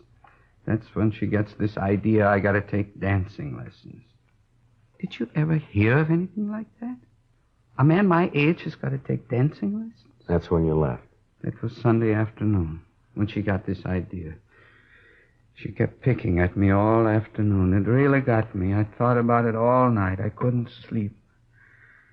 Monday morning, I just didn't go to work. I got drunk instead. Got sick, too. Just couldn't think of anything else to do. Guess you know the rest. I lost my tie, my wallet, lost my hat, too. And they picked me up. I was just kind of wandering around when they picked me up. Seems like a shame when a man can't even go home. Mm-hmm. You sure you don't want to go home now, Borg? Maybe if you talk things over with your wife. No, it wouldn't do any good. Nothing I could say to her would do any good. I can't go home. Well, it sure has been interesting hearing you talk, Mr. Borg. It's almost like hearing somebody tell about me, remember, Joe? Yeah. You had something like this? Had it. With me, it was canasta, though. I hate cards, a waste of time. Yeah, I sure thought it was the end for me and Fay. Remember, Joe? But it wasn't? No, for a while there, it sure looked like I was going to lose my happy home. Guess I would have, too, but I talked turkey to her. You know what I mean, Borg? No. What do you mean? Talk turkey to him. Make him understand. You let a woman push you around, Borg, you're dead. Well, with Martha... Look, they're all the same. I sat her right down on the sofa, and I said, now look, Fay. And I told her what the score was. She took it, too. It's the only way to do. You try what I say, Borg. You'll see I'm right. I can just see Martha if I ever tried to put my foot down. That's what I thought. I was all set to give it up. Move in with Joe here, right, Joe? Yeah. Then I figured I might as well at least get a load off my chest. Once I got started, I lost my temper. You know, it's a funny thing. Faye's always thought more of me since then. You ask her. She'll tell you so herself. Says she respects a man who'll stand up for his own rights. Right, Joe? Yeah. I don't know. With me, I don't think it would work. Sure it can. Now, Borg, you listen to me. You tell her you're a working man. Tell her when you get through work, you want to take it easy, and nobody's going to run you. Set her straight, Borg. Get tough if you have to. She won't give you any trouble after that. I just don't know. Martha... Won't do any harm to try it. I'd like to see Martha's face just once if I even told her to shut up. I wouldn't want her to have anything handy to throw. Borg, look, it's 12:10. We got to be getting home now. You take my advice. You go home, too. Have a talk with her. See if you can't work it out. No, Sergeant. Thanks a lot, but I can't go home. Well, like I told you, it's none of our business, but I think you ought to try it. Well... Here. Well, look, you're going to need car fare. Here's $1. You take this and go on home. That'll get you there. Well, okay. You'll get this back, Sergeant. I'll pay it back to you. I guess maybe you're right. Can't hurt anything to try it. That's the stuff. Thank you a lot. I didn't mean to put you fellas out this way. Good luck to you, Borg. You'll see. It'll work. Maybe it'll work. Well... But I don't know. Martha, I'll get out of cancellation, Joe. That should wrap it up, huh? Yeah. What time did you say it was? It's 12:10. Yeah. Well, Joe, I better make the phone call first. This time of night? Why? What's the matter? I just remembered I told Faye I'd call her.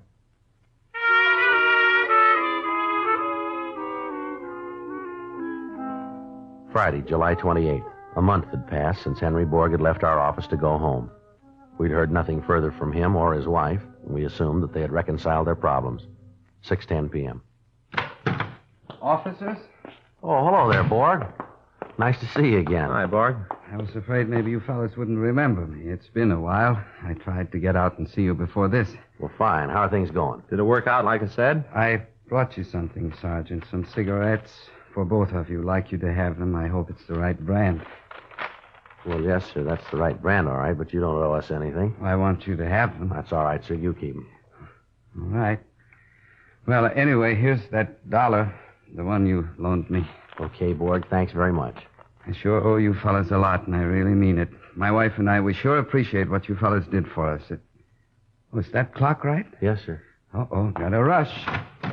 Got an appointment. Be late if I don't hurry. Appointment? Yeah. Gotta get over to Arthur Murray's.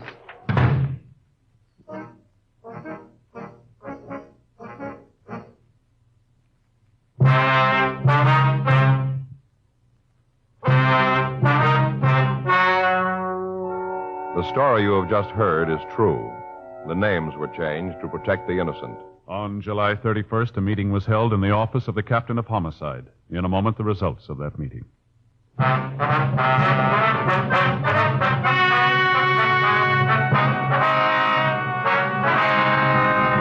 Since the subject, Henry George Borg, had committed no crime, he was not held, and the case was officially marked closed.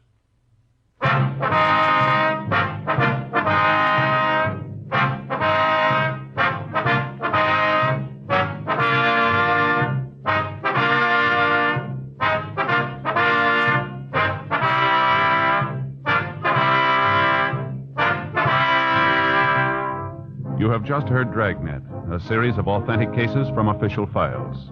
Technical advice comes from the Office of Chief of Police W.H. Parker, Los Angeles Police Department. Technical advisors Captain Jack Donahoe, Sergeant Marty Wynn, Sergeant Vance Frazier. Heard tonight were Ben Alexander, Vic Perrin, Irene Tedrow. Script by Paul Coates. Music by Walter Schumann. Hal Gibney speaking.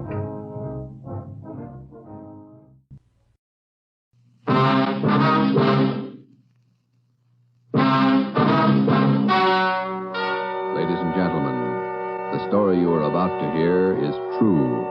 Only the names have been changed to protect the innocent. NBC brings you Dragnet.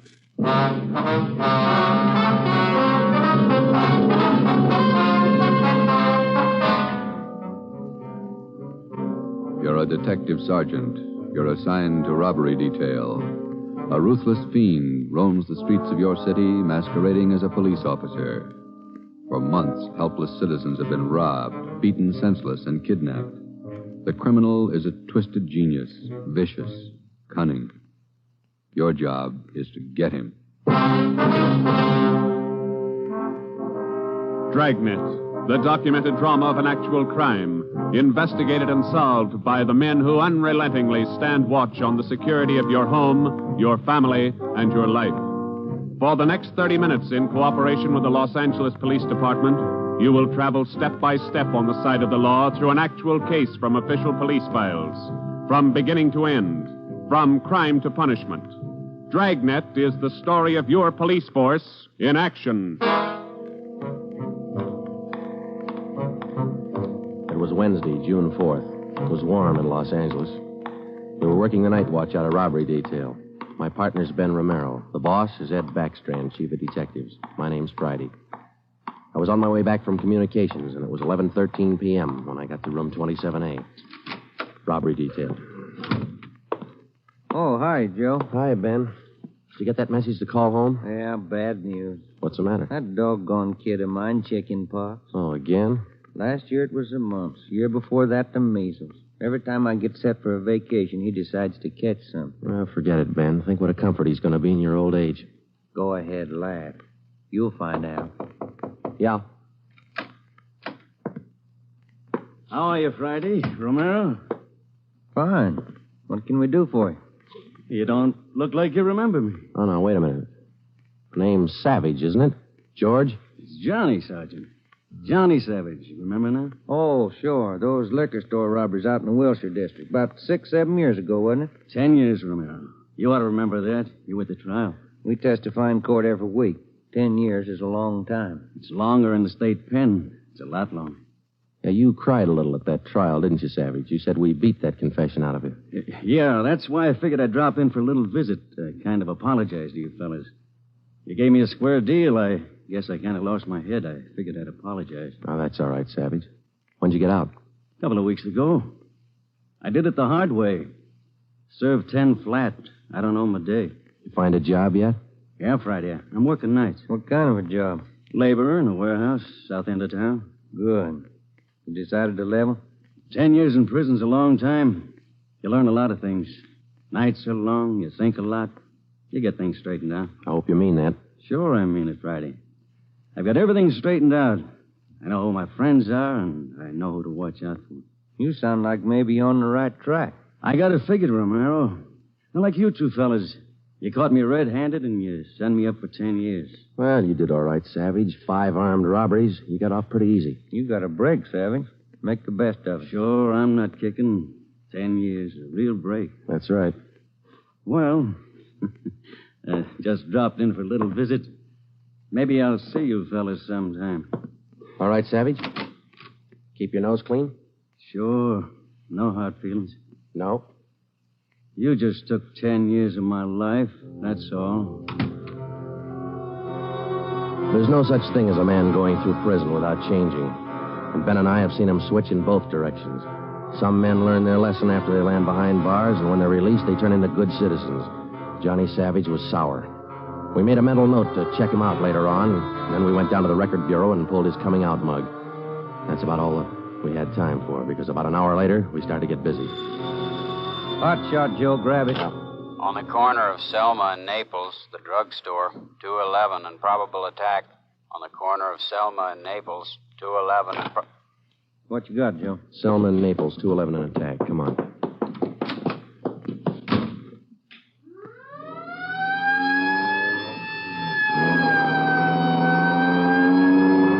Here we are, Joe. Over there on the four corners. Yeah. All right. Come on. We got the story from the victim, the store owner, Mr. Thomas. For the most part, it was the usual rundown of an early morning holdup. There was only one exception. Oh, I've had young hoodlums try to hold me up before, but there was nothing like this one. How you mean, Mr. Thomas? Well, he came in here just before closing, and ordinarily I'd have kept an eye out because that's the time to look for him. But this fella came to the door and said he was a policeman, so I let him in. He looked like a cop. Barged right up to me and the wife behind the counter and pointed a gun. And she screamed, and he hit her in the face with the butt of the gun. Sergeant, it was horrible. That's the way it started, and that's the way it kept going. Because most of the victims and most people don't realize that as a citizen, they have the right to check on police officers' identification when in doubt.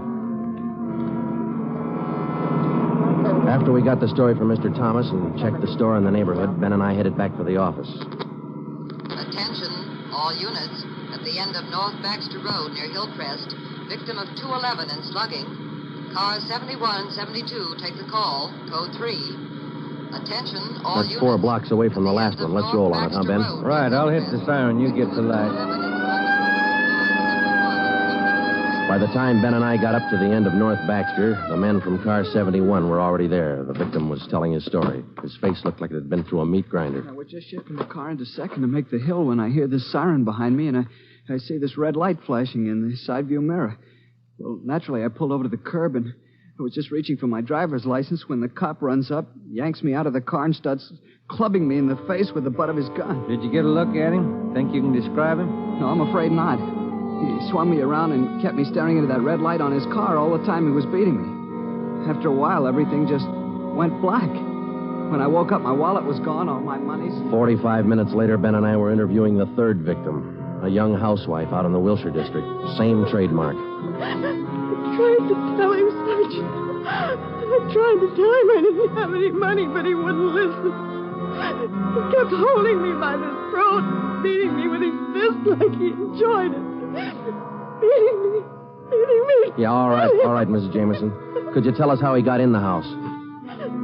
He came in the front door and rang the bell. I opened the door, but I left the burglar chain on. He said he was a policeman. So when he demanded I open the door all the way, I did.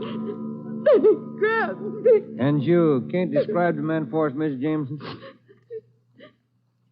He was tall, and he had dark hair and big hands. That's all. It was like a nightmare. A horrible nightmare.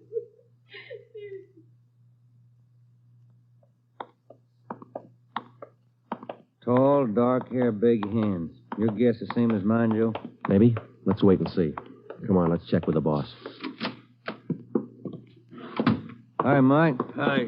He's waiting for you. In there. Come on, Ben. Chief of Detective's office. Hannah. Sit down. Yeah, Skipper. All right, you two, let's have it.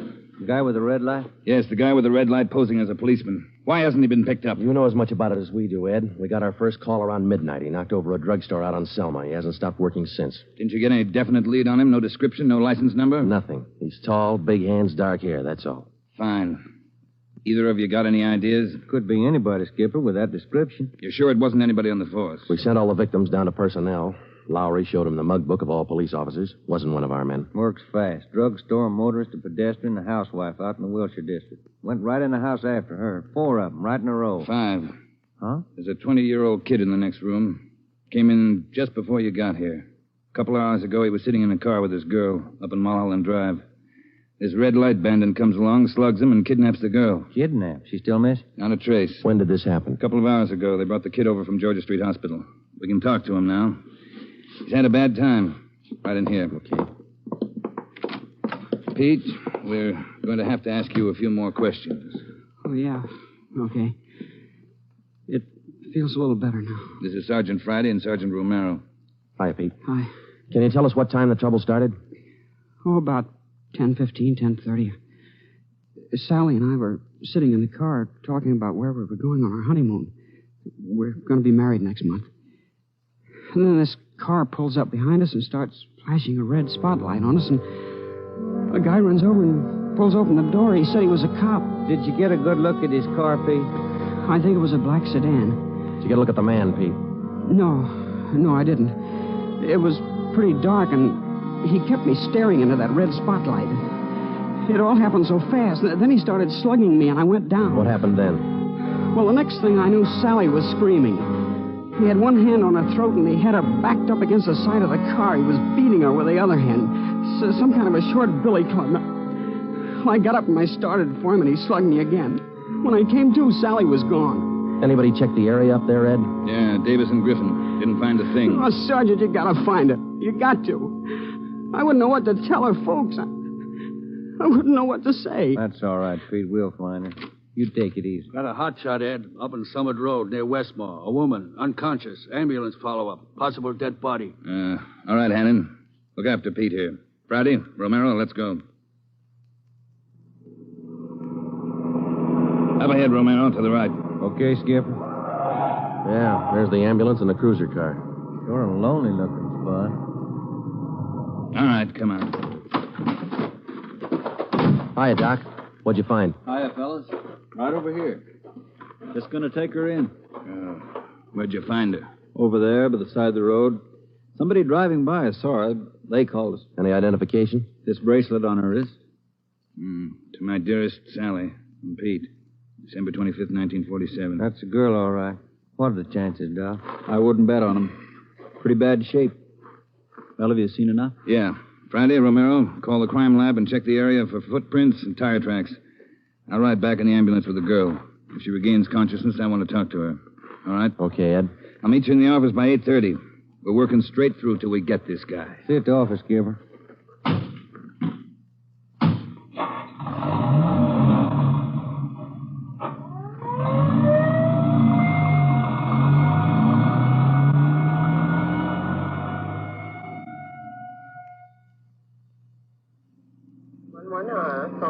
What time you got, Ben?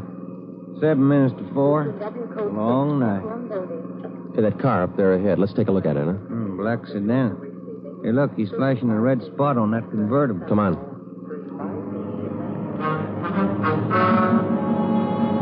sees us, Joe. He's pulling away. Get that gas pedal down to the floor. Already there. He's turning off right. Hit the siren. I'll get the light. We're gaining a little, Ben. Next corner to the left.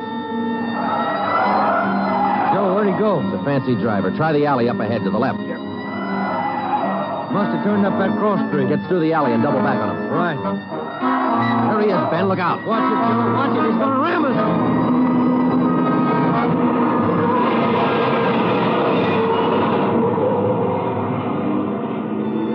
We got hit just in front of the rear bumper. Our car was forced into the curbing and it turned over. He was real lucky. He kept right on going. But this time, Ben and I were sharing the luck. All we got out of it was a couple of nasty cracks in the head and a few bruises, but it was enough to keep us in a hospital under observation for a day. By this time, Ed Backstrand was fuming. So were the newspapers. During the day we spent in the hospital, the red light bandit went on a real blitz. He pulled 6 more jobs, 1 liquor store, 2 residential holdups, and 3 car robberies. 5 of the 6 victims were slugged and beaten. Davis and Griffin had taken over for Ben and me, and by the time we got back on the job, they'd built up a lead for us. We've been working with Wilkerson up in auto theft, Joe. He's used 4 stolen cars already. We got the makes and numbers on each one of them. How about the dark sedan he was driving when he rammed us? The boys picked it up this morning out on Sepulveda. We're checking it for prints now. Oh, that's fine, Dave. You got any description on the guy yet? No luck there, Joe. He works too fast. Nothing at all? The same as you had. Tall, black hair, big hands. Loves to use them. Friday, Romero, got a minute? Okay, Skipper. Check you later, Hyundai. Sure thing, boys. Sit down. How do you feel? Pretty fair, Ed. Little stiff here and there. All right, did Davis fill you in? Up to date. Okay, I just called the doctor who's handling Sally Wilder, Pete's girlfriend, you remember? Oh, yeah. She's been in pretty bad shape since we found her up there on Summit Road. This morning she took a turn for the better. She's conscious, and her doctor thinks she might be able to talk to us a little bit. Good. When? About an hour. I cleared it with the doctor and with her family. You'll only be able to stay a couple of minutes, so make the most of them. That's all. All right, Ed. We'll check with you later. Say, Joe, Ben, here's some mail came for you fellas while you were gone. Oh, thank you, Mike. We're going over to the county hospital. We ought to be back in a couple hours. Okay. Say, there's been a couple of phone calls, too. Yeah, anything important? I don't think so. The guy just called to say hello. Said his name was Johnny Savage. He just called to say hello. I presume you men are aware of the girl's critical condition. Yeah, that's right, Dr. Froman. We saw her before she was taken here at the hospital. Yes. You understand, of course, that you'll be able to see her for only a few minutes, and please try your best not to excite her, huh? Right, Doctor. Sally isn't able to talk. Bad mouth and face injuries, so your questions will have to be answered simply yes or no, and nod of the head. Okay, we got you. We only have a few questions, and we want to know if she can identify the man who beat her from these pictures we've got here. All right, Sergeant. This way, please. Thank you.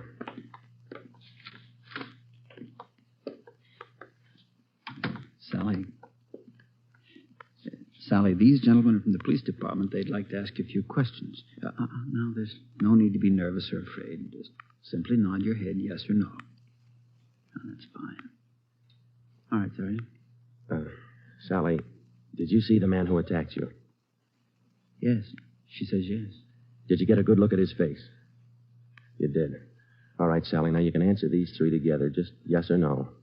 Was he tall? Did he have dark hair? Did he have large hands? He did. Ben. All right, yeah, Jim. Hand me the folder. Yeah. Here you are. Thanks. Now, there's just one more thing, Sally. I'm going to show you some pictures now. Take all the time you want before you make up your mind about each one. If you recognize any one of these men as the person who attacked you, just nod your head, all right? All right, it's fine. Very good. Here's the first one.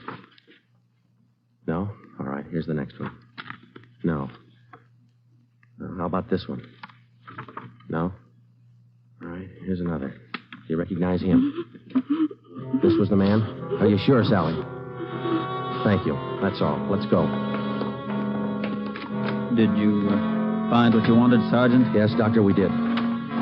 Here, it's this one. Nice-looking chap. Who is he, Sergeant? His name's Savage, Dr. Froman. Johnny Savage. When we got back to the office, we checked in with Ed Backstrand.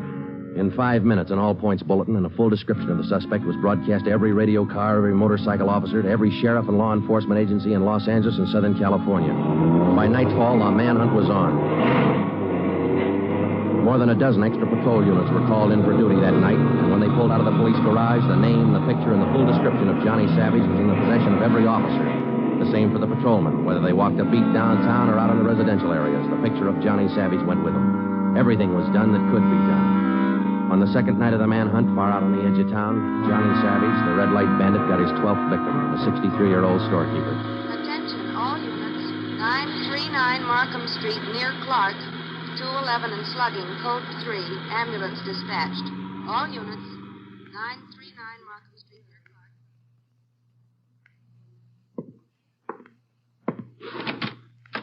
Here it is, Skipper. Tie-in. What'd you get?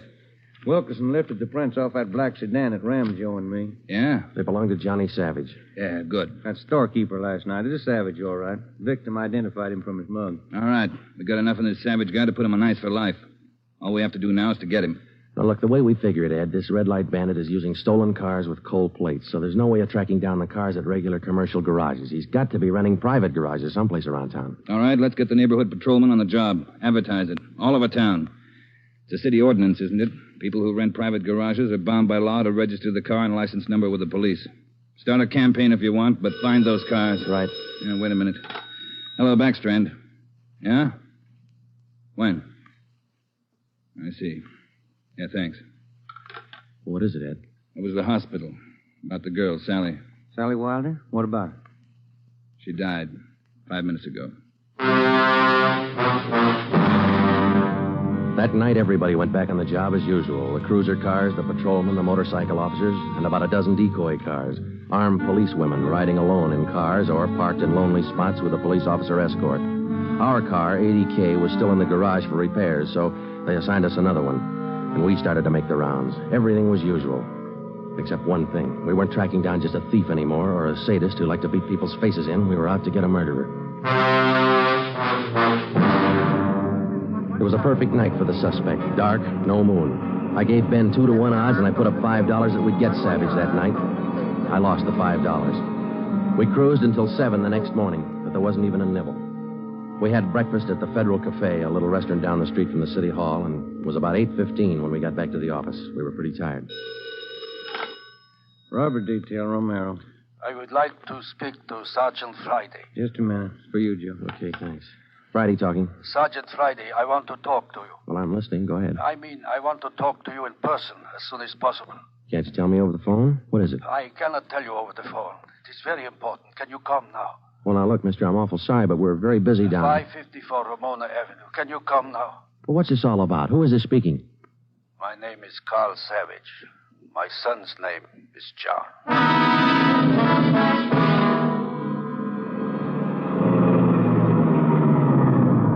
Here it is, Joe. Neat-looking little place. Yeah.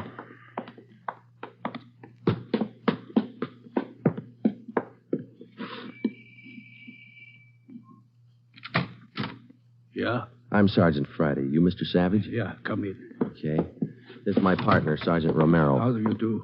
I will be brief, gentlemen. I am the father of John Savage. I wish for you to catch him. I will help you. I noticed the name on the mailbox outside, Mr. Savage. Changed your name lately? I changed my name 10 years ago when John first got into trouble. My own name I had to change. The shame. Always from him, my son. Shame. Mr. Savage, has your son been home since he got out of prison? Yeah, many times, to ask for money. I would not give him any, so he struck me. Last night I read in the newspaper the little girl he beat up. She is dead. Then I make up my mind. Do you know where your son is now, Mr. Savage? Not now, no. But our garage has a car in there. It is not his, I know. Also in the garage, I find many license plates. I find spotlights with red glass lens. But you don't have any idea where we could find him. No, but he will come back. He always comes back for money. We're going to station an officer here in the house, Mr. Savage. Anything you want, if it will catch him. He's bad, Sergeant. Like something poison. All through, he's bad. See a sewing basket over him, Mr. Savage. The wife live here with you? 10 days ago, before this starts, I bury Gertrude, my wife, his mother. Sergeant, for 10 years she is sick, but for 10 years she stays alive to see him from prison. 10 days ago, she died. He did not even come to the funeral. Did your son have any idea that you might call us? No, I don't think so. But when you catch him, give me a gun. With my own 2 hands, I will kill him. Johnny Savage. Before we left, we called Ed Backstrand and we brought him up to date. He sent 3 detectives out to relieve us, Davis, Griffin, and Marsh. We told them to keep an eye on the house and the stolen car in the garage. That night after dinner, Ed Backstrand, Ben, and I went out and relieved them. We parked the cruiser car in the garage next door, and then we took up our posts. Carl Savage had a light supper, and then he went to bed about 9. The 3 of us sat at the front windows in the darkened house, and we waited. Ben kept his eye on the garage. Outside, across the city, the manhunt continued as usual. 3 hours went by. The waiting got monotonous. Friday, Romero, look alive, will you? Oh, yes, Skipper. I'm sorry. That clock's enough to put anybody to sleep. What time you got? 12:23 a.m. Thanks. The clock kept ticking. We were tired. We took turns keeping each other awake. At 10 minutes past 2, I looked at my watch, and then I settled back and tried to find some kind of a comfortable position. They started so faintly, it was just like the ticking of the clock. Same rhythm. And then they came closer, and the sounds got out of rhythm. Backstrand's head came up with a snap. Friday, Romero, you hear that? Yeah, Ed. Get up to the window once the curtains. You see anything? Yeah, somebody's coming. Savage? Can't tell. Wait a minute, he's slowing down. He's going up the driveway to the garage. He's going inside. That's him. Come on.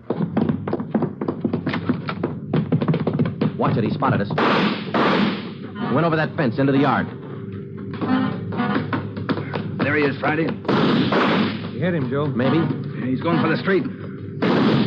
He's headed for that car, Ed, that sedan up on the corner there. Yeah, Romero, go back and get the car. Right, Skipper.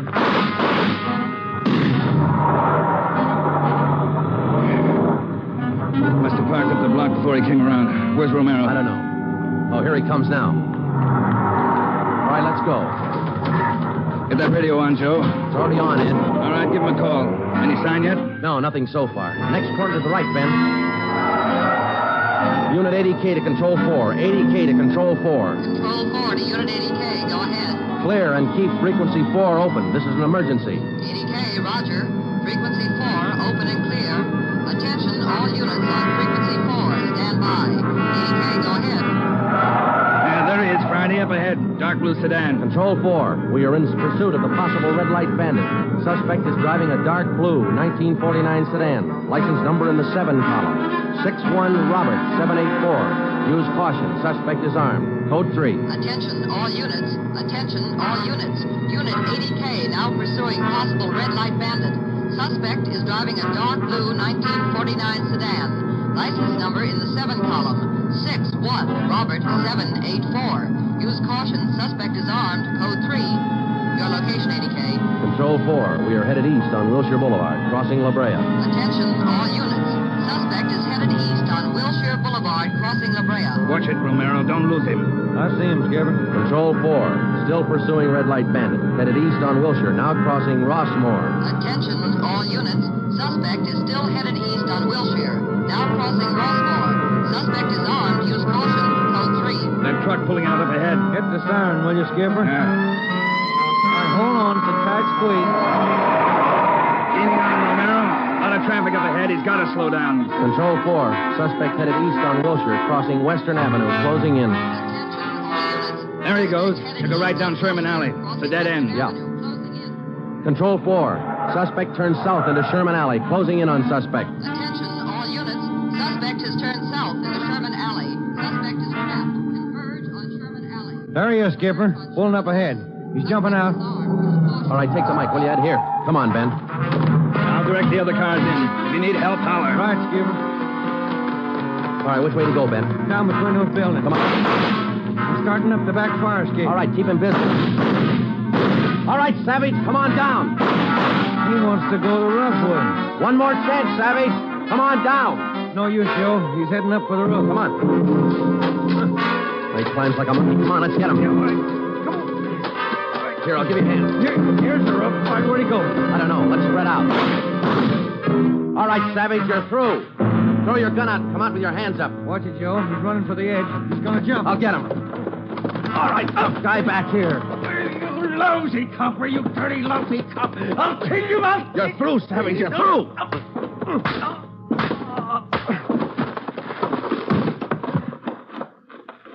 Good, Joe. Yeah. Throw the cuffs on, will you? Yeah, you just betcha.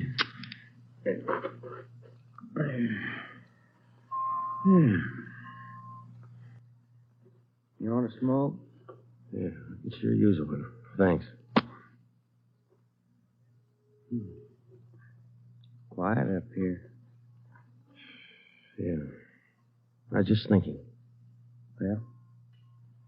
Carl Savage, this guy's father. Mm-hmm. What about him? Nothing. What would you do, Ben, if your son was a murderer?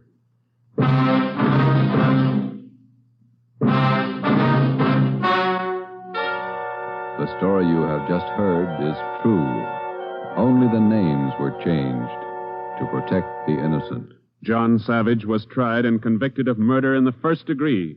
He was executed in the lethal gas chamber at the state penitentiary.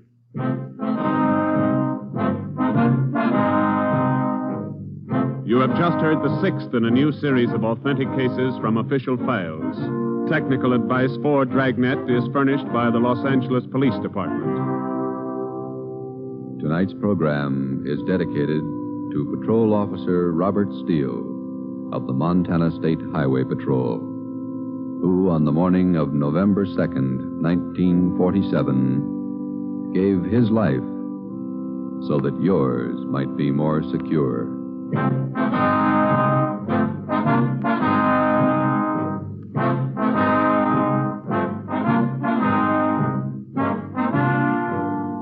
Dragnet came to you from Los Angeles.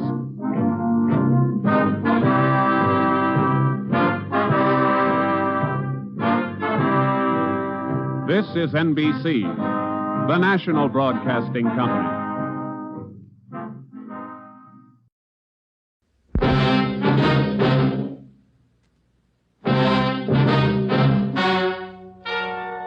Ladies and gentlemen, the story you are about to hear is true. Only the names have been changed to protect the innocent. NBC brings you Dragnet.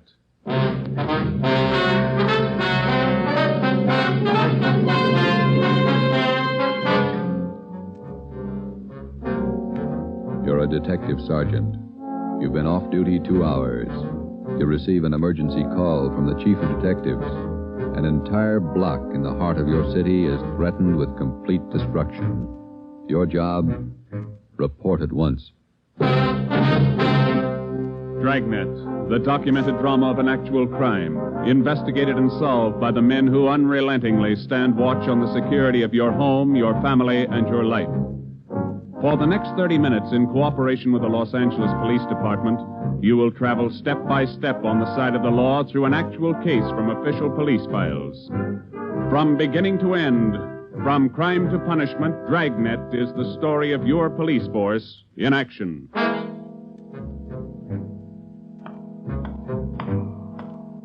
It was Tuesday, November 15th. It was raining in Los Angeles. We were off duty reporting in on an emergency call. My partner's Ben Romero. The boss is Ed Backstrand, chief of detectives. My name's Friday. It was 8:32 a.m. when I walked in the Spring Street entrance of the city hall. You Sergeant Friday? Yeah, that's right. Take my elevator, Sergeant. It's the only one in service. All right.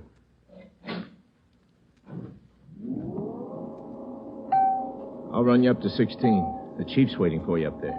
What's the pitch? Only one elevator in service out of 10? The place looks deserted. What's going on? Nobody in the building. All the office people have been sent home. Lots of trouble. Somebody declare a holiday? No joke, Sergeant. Big trouble. All right, you convinced me. What is it? Here we are. 16th floor. Over here, Friday. Hi, Joe. Hello, Ben. You made good time. Came as soon as I got the call, Ed. Sorry to have to bring you back in. You worked last night, didn't you? Yeah, midnight to 8 this morning. Sorry. Come on. Okay. What is it, Skipper? Why all the hush-hush? Wait till we get inside. In here. Okay. Number one, let's keep our voices down. All right. I'll make it as brief as I can. Every minute counts. What time you got, Friday? 8:33. All right, here it is. 55 minutes ago, a man walked into this building with a homemade bomb under his arm. If we don't release his brother from the county jail by 9 o'clock this morning, he says he'll pull the trigger on the bomb and blow up the whole building. He's kidding, Skipper. Who is the guy? Name's Vernon Carney. Here's his package. He and his brother have been in and out of jail since 1937. Small-time thieves. Yeah.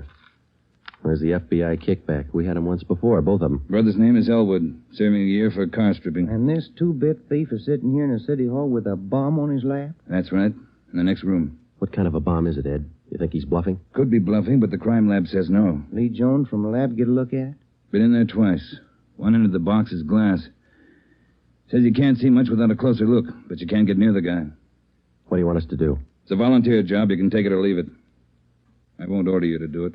How you want to handle it? You sure you want a piece of this one, Romero? No, he doesn't, Ed. He's got a family. Get me another single man. We'll give it a try. Wait a minute, Joe. What makes this job so different? Anytime we kick a door in, we never know what's on the other side. That's what makes it different. This time we do. No, you're not going to cut me out. Not the only time I know what I'm getting into. All right. Chandler's tried. Hannon, Davis, Watson, they've all tried. This guy Carney knows what he's doing. He's no pushover. But somebody's got to get that bomb away from him. Friday, Romero, it's your baby now. I looked at my watch. It was 8:36. We left Backstrand and started down the hall. If Carney was going to make good his threat to blow up the building by 9 o'clock, we had exactly 24 minutes to talk him out of it. Ben and I figured we'd better look him over first and then work out some kind of a plan. Maybe just talking to him would do it. Vernon Carney was sitting in a straight-back chair against the far wall facing the door. He was seated between two windows that looked out over the city. Along the left wall was a row of 6 wooden chairs. In the center of the right wall was a connecting door leading to the office where Backstrand had briefed us. The door was locked on both sides. Just off-center and favoring the left of the room was a small filing table. The other furniture in the office was a desk just forward of the connecting door on the right. There was a dictaphone on the desk. In the near left corner, shielded by a white screen, was a small wash basin. The faucet leaked. Vernon Carney was middle-aged. He sat erect, holding a black box on his lap. He held his right hand inside one end of the box. Ben and I stood there for a minute and looked at him. Then we walked in the room. What do you say to a man with a bomb? That's close enough. Cigarette, Carney? I'm not smoking right now. What are you trying to prove? You know what I want? We're not going to let your brother out of jail. You got until 9 o'clock to change your mind. According to that clock on the wall, you got 24 minutes. If we go, you're going with us, Carney. Don't take much of a brain to figure that, copper. What made you think you could get away with this? Haven't yet. It ain't 9 o'clock. Unless that clock's slow. Haven't checked it against my pocket watch lately. That's the one that's running this show. Have you given any thought to all the innocent people that are going to go up with that thing of yours there? My brother's innocent. I want him out of jail. The court says he's guilty. He'll get out when he serves his time. That's where you're wrong, copper. He gets out at 9 o'clock this morning. All right, come on, Carney. Get your hand out of that box. Put the box on the table. You think I'm bluffing, don't you? I'm going to let you get within 5 feet before I make a liar out of you. Okay, Carney. I guess you mean business. You can take 3 more steps and find out for sure. Suppose we did let your brother out. We'd just come out and pick him up again, you along with him? If you could find us. Let's get this straight. If we let your brother Elwood out, how do we know you're going to keep your promise? What promise? I ain't made any promises. You just get Elwood down here first, and then we'll talk about it. There's only one thing I can't figure, Carney. Yeah, what's that? If we don't let your brother out, you say you'll pull the trigger on that bomb. You're going to kill a lot of innocent people. What are you going to prove by that? It's 8:37. You've got 23 minutes left. No, I wish you'd answer that one for me. Why do you want to kill a lot of innocent people? Don't try to con me, copper. I know they cleared everybody out of this building 45 minutes ago. I know they cleaned out the whole block. They got it roped off. Where'd you get your information? I got a couple of windows here to look out of. Don't you think it's about time to send somebody over to get Elwood? You know, Carney, we've got a way out of this. We don't have to let your brother out neither. I've heard that before. What's to stop us from leaving the building along with the other few officers and let you sit here and touch off that bomb? Go ahead. It won't be a long wait without you. Who are you trying to kid? You'd let me blow up $10 million worth of taxpayers' money? No. You're going to let Elwood out. You'll wait till the last minute to do it. But you'll let him out.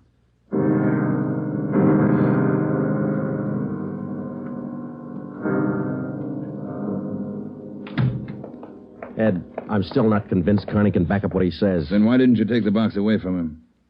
Yeah. We're in a spot, let's face it. How about an eye for an eye, Skipper? What do you mean? If he pulls the trigger on that machine, he kills us. How about us getting him first? All right, Romero. How are you going to handle it? Well, I'm not top man on the pistol range, but I could wing him. And then he hands the box to you? Or maybe he falls and his reflex action pulls the trigger. Okay, I don't wing him. I stop him for keeps. You just can't walk in there and shoot him down. Why not? You do the same thing with armed criminals. Yeah, but you warn him first. I'll warn him. Yeah, and after you shoot him, you find out it's a harmless gadget. Couldn't have gone off in a million years. No, a gun's not the answer. We can't shoot him until we're positive. We'll be positive by 9 o'clock, and there might not be anybody around to shoot him. We've located Carney's apartment. There's a detail out there checking it now. Pacelli and Morris. Ed, have you got any ideas at all? Anything we could try? That's why I called you in. None of us have gotten any further than you did just now. There's just one thing I want to know for sure. Yeah, Friday. Is it or isn't it? We all want to know. Either way, we've got to get that box away from him. Backstrand. Yeah. You did? Yeah. No, stay out there till I call you. All right, here's half the answer. That was Pacelli. They found 28 sticks of dynamite in Carney's apartment. We knew Carney wasn't kidding now. We could see into the bomb through that glass window in one end. It looked like dynamite inside, and there was dynamite in Carney's room. We didn't know if he had the nerve to pull the trigger. We didn't know if it would go off when he did. But with only minutes remaining, nobody wanted to take the chance. From here on in, all of us agreed that Vernon Carney sat in the next room, holding in his two hands a force powerful enough to destroy us all. We had to get that box away from him, and to get that box, we had to have a plan. I looked at my watch. It was 8:40. 20 minutes till 9 o'clock. How do we get it away from him? I got an idea. It might work. Let's have it. Carney's sitting against the far wall between two windows. They're both open. Yeah, that's right. All right, if we could get a man through one of those windows, we might get Carney from behind. How are you going to get him? Whoever gets through the window could slug him. What do you do then? Somebody grabs the box. The crime lab can tell us what to do with it. How do we get a man through one of those windows? We're on the 16th floor. Well, there's some kind of a ledge that runs around the building on each story. Wide enough for a man to walk on? And let's take a look. All right. Looks pretty narrow, Joe. That's a good 18 inches. Could be done. No, too risky. It's raining out. That ledge is slippery. Strong wind out there, Joe. Tear a man right off the building. Yeah, I guess you're right. Well, there's still a way. How about a ladder? 16 floors, Skipper. There might be a way. The fire department would know that. I'll get Battalion Chief Erickson. Is Lee Jones in the building? No, he's over in the crime lab. I'll get him up here, too. I don't know, Friday. Maybe it'll work. It's got to, Ed. All right, now look. It's going to take a couple of minutes to set this up. We've got to know what Carney's doing every second of that time. Well, how about the dictaphone in there on the desk? Good. Get it on without him seeing you. We'll try. The dictaphone in there is connected to this one in here. This room is 1614. You got that? Yeah. All right, push down key 1614 on that machine in there and leave it down. Get the receiver off the hook and leave it off. Leave the receiver off. That's right. You know, if it isn't off the hook, we won't be able to hear a thing in here. All right. Come on, Ben. This is Backstrand. Give me Chief Erickson. Where's my brother? Still in his cell? You coppers are long on talk, but short on time. Yeah, we know. I'm telling you, for your own good, you'd better get Elwood over here. Carney, I'll bet if we get your brother on the phone here, he'll tell you he doesn't want any part of this. You mean Elwood don't want out? Since when? Sure he wants out, but not your way. He's only got a year to serve. Why don't you leave him alone? I told him I'd get him out. He didn't think I could do it. But I'm doing it. I'll make you a bet, Carney. Let us get your brother on the phone. He won't walk out of here with you. All right, get him on the pipe. Where you going? The phone's over here. Have to use the dictaphone. Got to get an okay from the chief. Elwood's still a prisoner. What's the matter with the phone? No operators. You know the building's been cleared. Oh, yeah. That's right. Almost forgot. Okay, you can use the dictaphone. This Friday, Ed. Carney wants to talk to his brother. Yeah, I know you'll have to send somebody over. Have them put the call on extension... wait a minute. What's that extension number, Ben? 2351. 2351, Ed. Right. It'll take a minute. Yeah. I'd kind of like to talk to El. Been a couple of months since I seen him. We've always been together, me and El, most of the time. Joe, let's go in and see if we can hurry that call. Good idea, boy. 16 minutes to 9. Hey, cop. Yeah. Forgot to hang up the dictaphone, didn't you? I put the receiver back on the dictaphone. Ben and I had failed to make good on the first step of the plan. When we got outside the door, we briefed Davis and Watson. They went in to sit with Carney. It would be their job to keep us posted on Carney's movements. The dictaphone was out.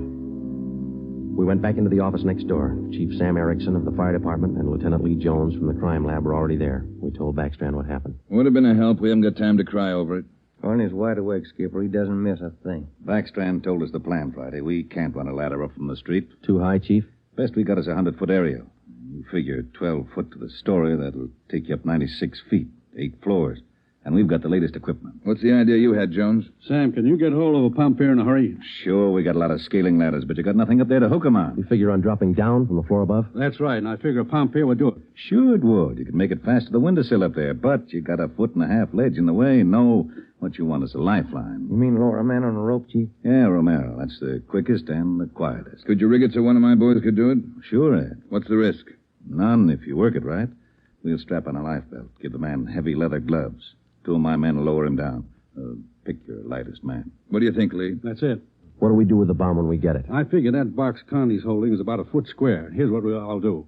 I'll get you a bucket with a 1.5 foot mouth. It'll be full of water. Yeah? I'll have it right outside the door to that office. When you get that box, place it in the water. We'll get the bucket out of the building as fast as we can. And once we get the bomb underwater, we're in the clear. And I can't promise you that, but it's the safest way to handle it under the circumstances. All right, that's the procedure.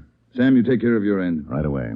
I'll get a detail to give me a hand down on the street. We'll have a car ready to take the bomb to a safe area to decommission it. Work as fast as you can. Come on, Sam. It's our baby, Joe. That's right. Which part of it you want, the rope or the bomb? You call it. Fire Chief Erickson says the lightest man on the rope. That's me, Joe. All right, I'll get the bomb out of the building. Okay, that's the routine. But carry this with you. The man that comes down on that rope has one chance to make good. You slug him and make it count because there's no second try. Yeah. And, Joe, when you grab that box, you got to get it away from Carney before he can squeeze the trigger.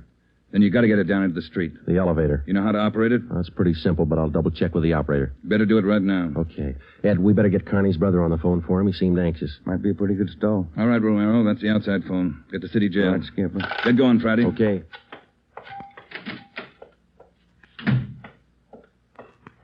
Hey, you. Elevator man. Yeah, Sergeant. Let me see if I know how to work that thing. You taking over the elevator? Well, in a couple of minutes. You want to check me out? Nothing to it, Sergeant. All right. Now, here's the control, see? Uh-huh. You push this lever right to go up, left to go down. You see this little trigger on the underside of the handle? Yeah. That's the safety lock. Be sure you squeeze it or you can't move the lever. Let me try it, huh? That's it. Right to go up, left to go down. Right to go up, left to go down. How do you operate the doors? Automatic. They work off the control lever. When the control lever is locked in the up or down position, the doors will close. I get it. Now, in case they jam, this red emergency button up here? Yeah. Push it. If that doesn't close them, we call the repairman. Okay, I think I got it. You sure now? I've had my orders to get out of the building. I'll just leave the elevator right here and take the stairs down. All right. Thanks a lot. Sergeant, just curious. You going to take the bomb down in this car? We're going to try. You won't have any trouble. We haven't had an elevator failure in 18 months. The elevator man turned and went down the stairs. Outside of a handful of volunteers and a man with a bomb, the city hall was now cleared. I started down the corridor and met Ben outside the office. He told me that Lee Jones and Chief Erickson were on their way up in the freight elevator at the rear of the building with the necessary equipment. The 2 fire department volunteers were with them. The phone call had been put through to the city jail, and in a moment, Elwood Carney would be ready at the other end of the line. We went in to tell Carney. I told him over at the jail to put the call through on extension 2351. Yeah. When's it coming through? Right now. You got Elwood with you? No. Look, Carney, we told you we'd get him on the phone for you. The call will be through in a minute. Minute's a long time, cop. You only got 12 of them left. Elwood's going to talk you out of this. Oh, sure. Sure, everybody's going to talk me out of this. First it was them other 2 cops, the little Porky guy and that other monkey. Then you and this Dixie Doughhead here, and now it's Elwood. Come off it, will you, and get my brother over here. That's him. It's your brother, Connie. I'll get it. Stay put, you. Just gonna get the phone. You want to talk to your brother, don't you? I'll take care of the phone. We'll disconnect it for a while. Now get it straight, Copper. I'm through with your stinking, rotten lying. I want Elwood here. And I want him now. Bring him here before I blow you all to pieces. What's going on? Who threw that phone out in the hall? I did. You want me to go out and pick it up? Carney, that's not going to get you anyplace. You the big boss around here? Maybe. Are you or aren't you? I answered you. All right, big boy. I've got a piece of advice for you. Take your rookie cops here and get it through their heads I mean what I say. I want my brother over here in this room. And you've got just 11 minutes to get it done. Tell him that, will you, boy? All right, Carney. It's your show.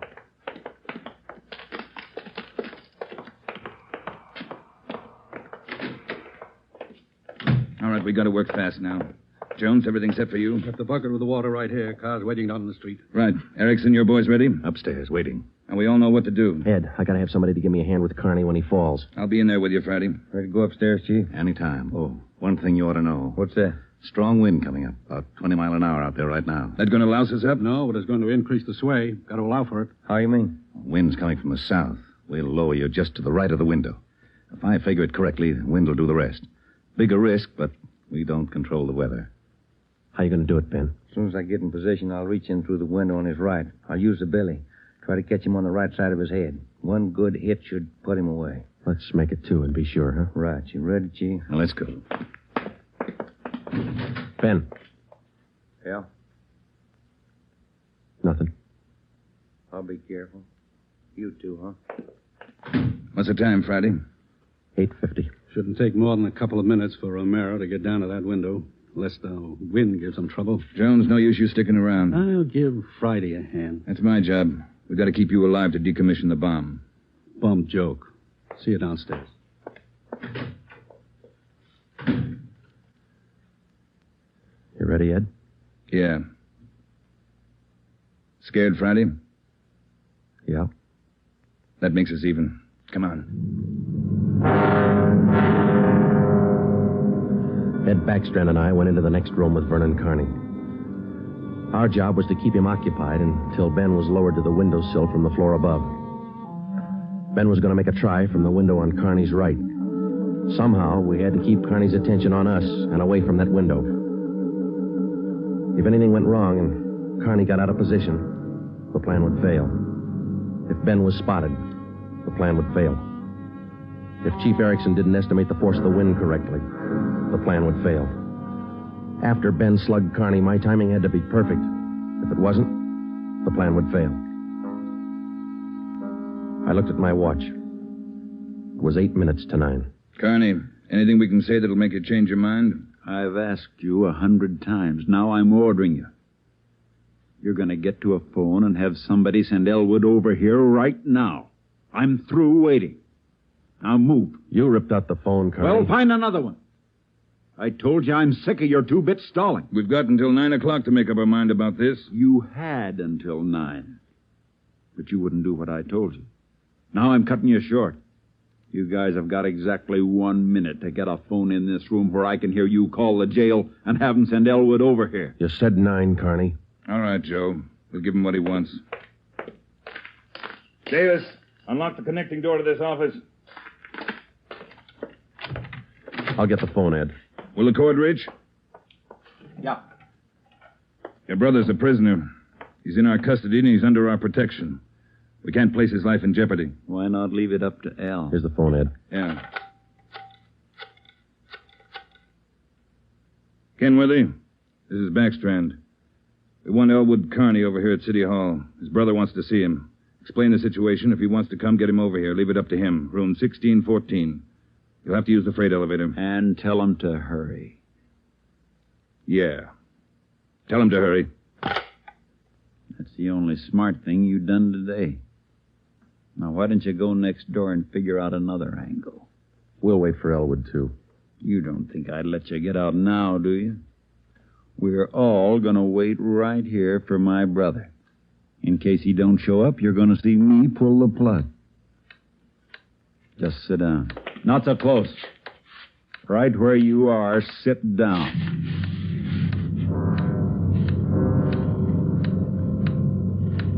loud clock, ain't it? Windy.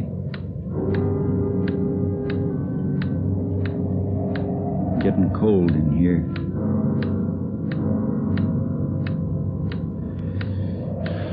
Sure a loud clock. Real windy. Maybe I ought to close the windows. Don't want to catch me a cold. I can turn on the heat. Stay put, cop. Hey, what's that?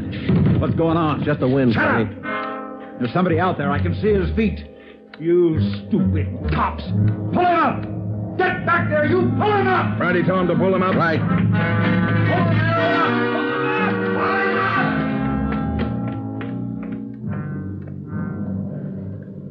All right, Carney. You win. You bet I win, you dumb coppers. You didn't think I'd miss a trick like that? We'll just close these windows, boys. There's one, and lock it. And here's... Here's your brother, Connie. Yeah. Hi, Al. Hi, Vern. You did it. I told you. I told you I'd do it, didn't I? That's far enough for the rest of you. Al, come on over here. You're crazy, Vern.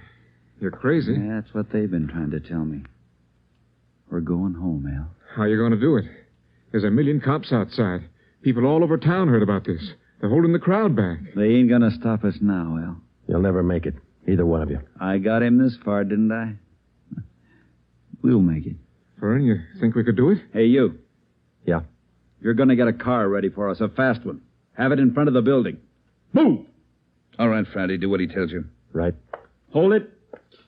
Yeah. If you ain't back by 9 o'clock, the deal still holds. I told them I'd pull the pin at 9, Al, if they didn't let you out. You ain't fooling, are you, Vern? Will that gadget really blow? 4 miles high. You know what that means, Al? Yeah, but they won't let you pull it. We're getting out. All right, Copper. Get the car. You got 4 minutes. Hey, Ben. What happened? He spot me? Yeah, there's no time to explain. Now, listen. We gotta work fast. Yeah. We had to bring Carney's brother over from the jail.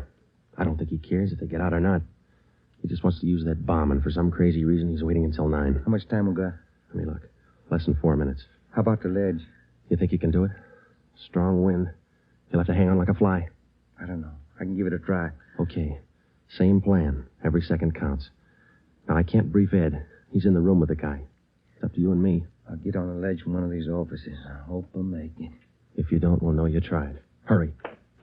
Hey, Ben, wait a minute. Yeah? I forgot. The windows. The one on his right. He locked it. You'll have to crawl around to the one on the left. You got it? Right. Okay.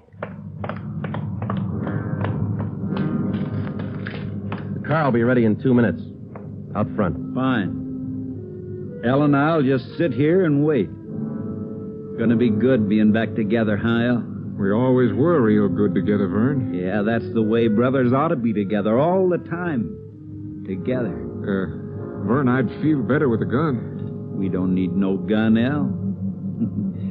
We got the bomb. We'll need a gun when we get out, when we get on the road. Okay. Take your pick. They all got 'em. Hey, you, give him yours. I'm not carrying a gun. I left it in the other room. A cop without a gun? Who's kidding who? I left it in the other room. Frisk the big boy, El. He's got one. About time for the car, ain't it? 2 minutes to 9. Yeah, this feels like it. Right on his hip. Hey, Vern, look out! Grab him, Joe. I got him. Get the box. Leave that gun alone. I got him, Ben. I gotta get his hand out of it. Run, Joe. Get it in the water. Run!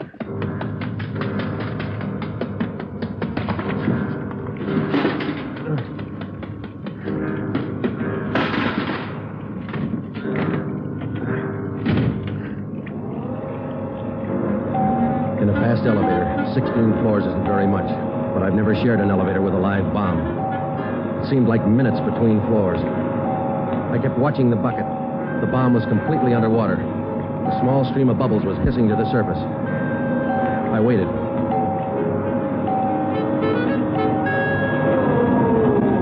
Main floor. I picked up the bucket and ran for the street. I missed the first step.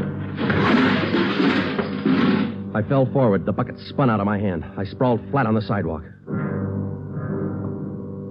I waited for the explosion.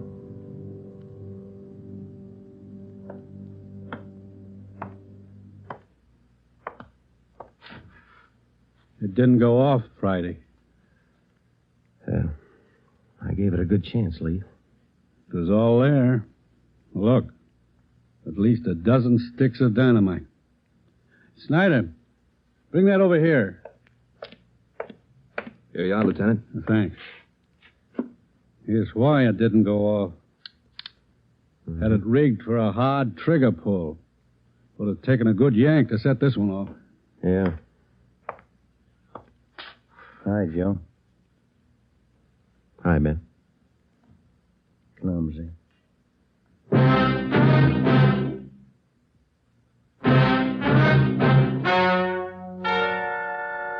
The story you have just heard is true. Only the names were changed to protect the innocent. Vernon Carney was examined by 5 different psychiatrists appointed by the Superior Court and was found to be incompetent. He is now confined in the State Mental Institution for the criminally insane.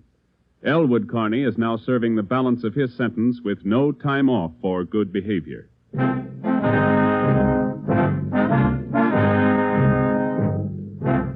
have just heard the 7th in a new series of authentic cases from official files. Technical advice for Dragnet is furnished by the Los Angeles Police Department. Tonight's program is dedicated to Town Marshal Lon T. Larson of the Mount Pleasant, Utah force, who, on the night of October 15th, 1945, gave his life so that yours might be more secure.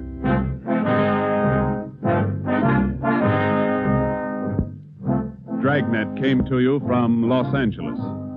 This is NBC, the national broadcasting company.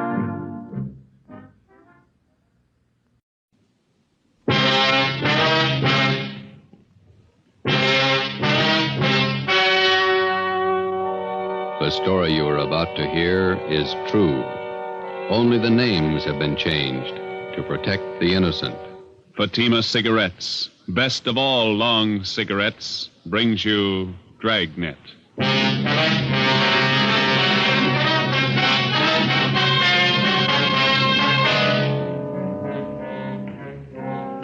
You're a detective sergeant. You're assigned to robbery detail. 4 young hoodlums wanted for a series of robberies are headed for your city. They're armed, reckless, cold-blooded. Your job, get 'em.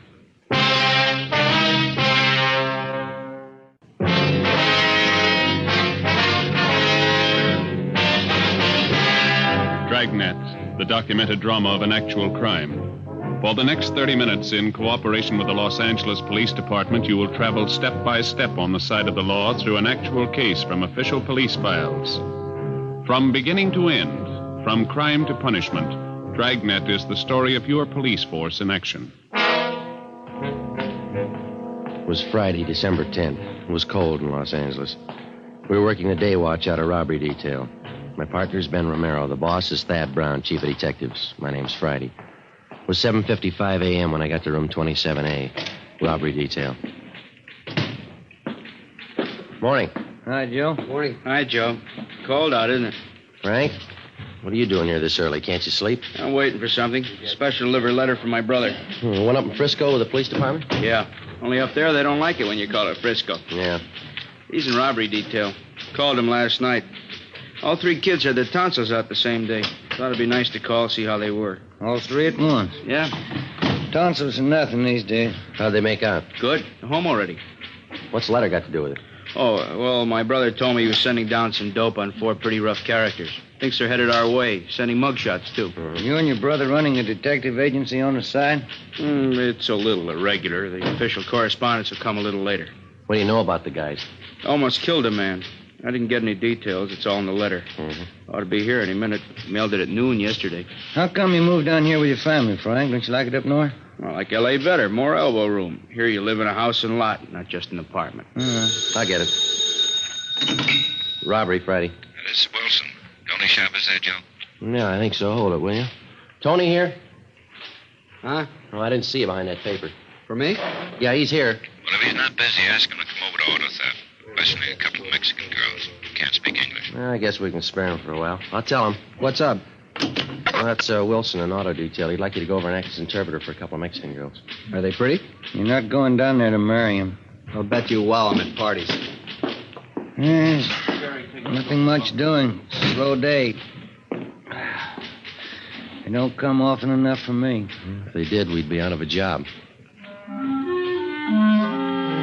It was one of those rare, slow days. I killed a couple of hours going over the daily reports, cleaned out the top drawer of my desk, sharpened a few pencils. At 10:15 a.m., the special delivery letter came for Frank. He slit the top open with his pocket knife and shook out 4 mug shots. Here it is. Following 4 men wanted for robberies, auto thefts, and safe burglaries in San Francisco Bay Area. Cliff Small, 19. George Shum, 20. Both escaped from Preston. Julius Carver, 18. Fred Malik, 20. Both Army deserters. Well, that checks out with that APB from SF last week. What do the records look like? Small shot an Army captain during an argument at a bar. On 2 capers, these men shot it out with us and escaped. Information shows all 4 left for Los Angeles several days ago. Driving stolen car, blue Chevrolet, probably using cold plates. Mm-hmm. Let me see those mug shots. Here. Well, now we know who we're looking for. Brother, tell us where? Just a couple of nice girls that got mixed up with the wrong guys. Hey, take a look at these pictures, will you, Tony? Oh, the mugs from San Francisco. Yeah. It says they're in a stolen car, cold plates. That's how these girls were picked up, in a hot car. Huh? They went for a ride with a couple of guys they met at a movie. When the car ran out of gas, the boys dug, the girls got picked up. Do they have a lead on the guys? No, not a thing. The young guys? Around 20. You think these might be the ones from Frisco? Well, let's talk to the girls. Come on. Frank, you want to cover the office? Oh, yeah, sure.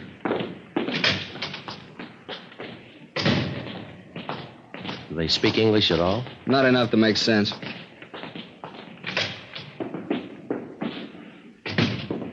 That's Dolores, and this one is Marie. Sí. Señoritas, estos señores son empleados del robbery detail. Desean hacer a ustedes algunas preguntas. Nosotras no hicimos nada. Nada. She says they didn't do anything. I suppose they told you all they know already, huh? They're not much help. They say they don't know anything about the fellows they were with. Show them these. Ask them if they've ever seen them before. Yeah. ¿Conocen ustedes a estos individuos? Sí. Estos dos. ¿Estos son los muchachos? Sí. Sí. These are the guys that took them out last night? Ask them. ¿Quieren decir que estos dos son los que las llevaron anoche? Sí, ellos son. Carver and Malik, the Army deserters. Ask them to describe them, will you? ¿Cómo eran los muchachos? Ya les dijimos. Estuvimos en el carro todo el tiempo y estaba oscuro.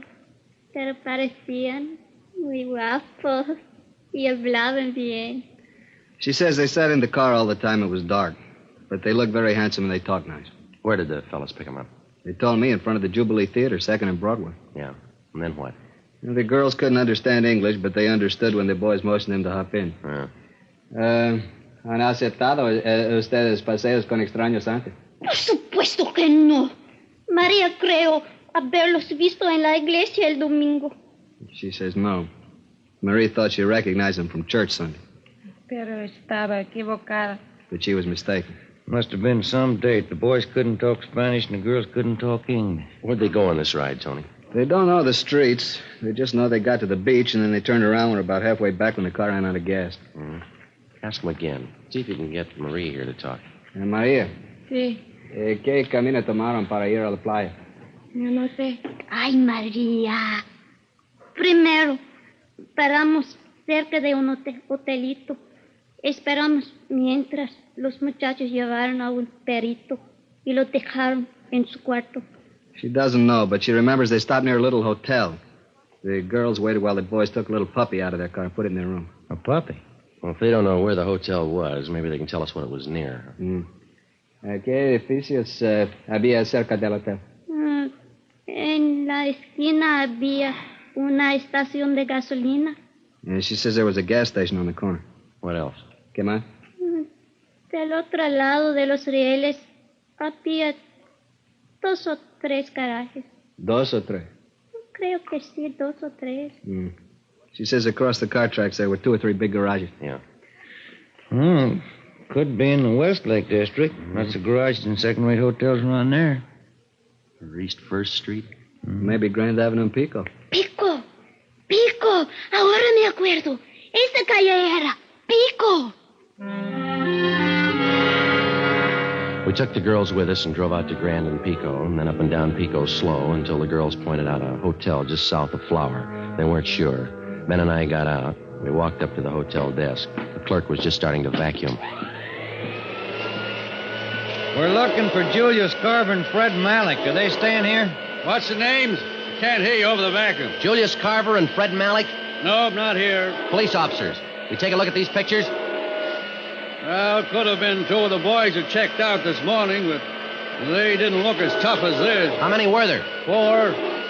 Here are 2 more pictures. You have a look, please? Could be. About the right age. How long did they stay? Just 2 nights. Did they have a pup with them? What? I said they have a pup with them. Puppy dog? Yes, they did. Yes, sir. A little collie pup. Did they pay up? No, they skipped out, owing me 2 days. Can we see how they registered, please? Shut off this dang vacuum. Person can't hardly hear himself think over that racket. Now, you want to see the register. We use cards here. All right, sir. Let me see. Here they are. Bob Reynolds, Jack Sharp, Jim Smith, and William Grant, Las Vegas, Nevada. I must have picked those names out of a hat. They say where they were going? Nope, no forwarding address. Did they write these cards out themselves? You bet they did. That's the law. You mind if we borrow them for a while? We'll have them photostated and returned to you. We're supposed to keep them, you know. You'll get them back. I like to do everything legal. Are those boys in some kind of trouble? They leave anything in their room? They did. It's all in the vacuum. If they happen to come back, give us a ring, will you? Here's our card. Robbery detail. Who'd they rob? They took you for 2 days' rent. It was 2 p.m. when Tony Chavez picked us up. He had Frank O'Donnell with him. We stopped at a dairy lunch, and I called the office, and we split up into 2 teams. While Tony and Frank checked parking lots in the neighborhood for stolen cars, Ben and I ran down the other hotels. In the next 3 hours, we talked to a dozen desk clerks and rooming house managers. Always the same answer, no. 5:30 p.m., we tried the Achilles Hotel on Grand Avenue. We walked into an overheated lobby crowded with modern furniture. There were a couple of canary cages in front of the faded wall tapestries. The desk clerk was a woman in her early 40s. Good afternoon, ma'am. Police officer. Police officers. Walter, will you see what these policemen want? We'll just take a minute. We'd like to know if you recognize these pictures here. No. This one? No. No, we only take in honest, hard-working men. Sure. I don't like anybody lazing around in the rooms all day. It keeps me from cleaning up. If your room's got a collie pup. A dog? I'd die before I'd allow a dog in this house. Well, if these fellows with a dog try to rent a room, would you please phone us? Here's the number. Millie. Now, get on back in there, honey, where it's nice and warm. Go on, Millie. Go on. Millie's on the nest now. Yes, ma'am. We'd appreciate you watching for these men. For your own protection, too. No, I'll let you know. Thank you, ma'am. Let's go Oh, back. say, before you go, would you gentlemen do me a favor seeing as how you're policemen? Yes, ma'am. Mr. Marinelli up in room 14's a week behind in his rent. Would you do me a favor and go up and talk to him? I'm sorry, lady. We can't handle that. That's a civil matter. I'd advise you to go to room 260 down at the city hall and see the city attorney. They'll help you. Walter, what'd I tell you? They won't do it. That's the way it went. It was dark out now and getting cold again. We walked back to Pico and Flower to pick up Frank and Tony. Tony was there waiting for us. Hi. Come on up to the next corner. Frank's up there. We got a hot car staked out. Yeah? Just half a block from the hotel where the guys checked out. You had any luck? No. Did you find anything in the car? The key's still in it, nothing else. Well, they could have stolen it last night after they left the girls, huh? I called in and checked. It was taken in front of 1192 Doheny Drive between 2 and 4 this morning. We got out of code 4. Mm-hmm. That's about 6 blocks from where they ditched the car with the girls in it. Yeah, we're out of gas. It's all downhill. Would have been the natural way for them to go. Could be the right car. Better keep the stake on. Yeah. Oh, hi, Frank. Hi. You do any good? No. Frank, if you and Tony want to go eat, and Ben and I'll cover the car. When you get back, we'll go for chop. Good deal. Swell. So long. Well, let's sit in the car, huh? Yeah, all right. Go ahead. Mm-hmm. Get the radio on. A cigarette? No.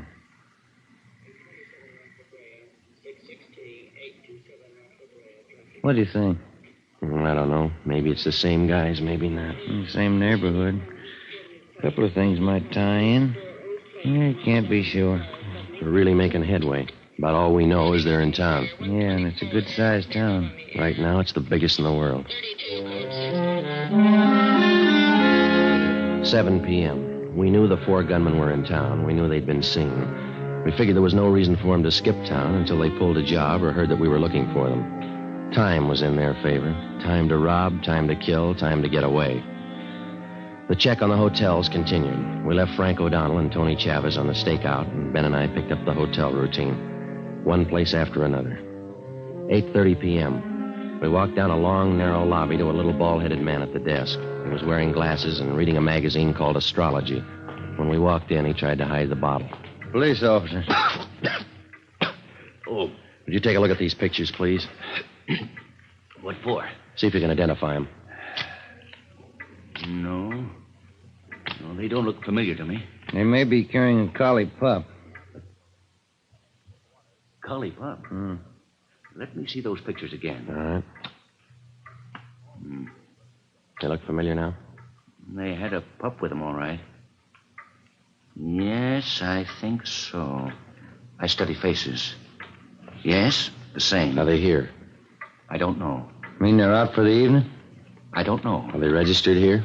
Yes, they are. What room? Are they expecting you? Now listen. This is important. Just answer the questions. What did they do? What's their room number? 2nd floor, room 22. You have the key? Just a sec. Here. Thank you. Come on, Ben.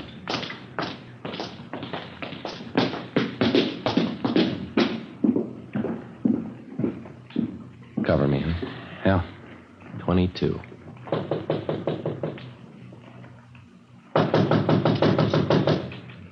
Give me the key. Yeah. Now watch it. Well, maybe we're home. Clothes, shoes, all their stuff's here. They'll be back.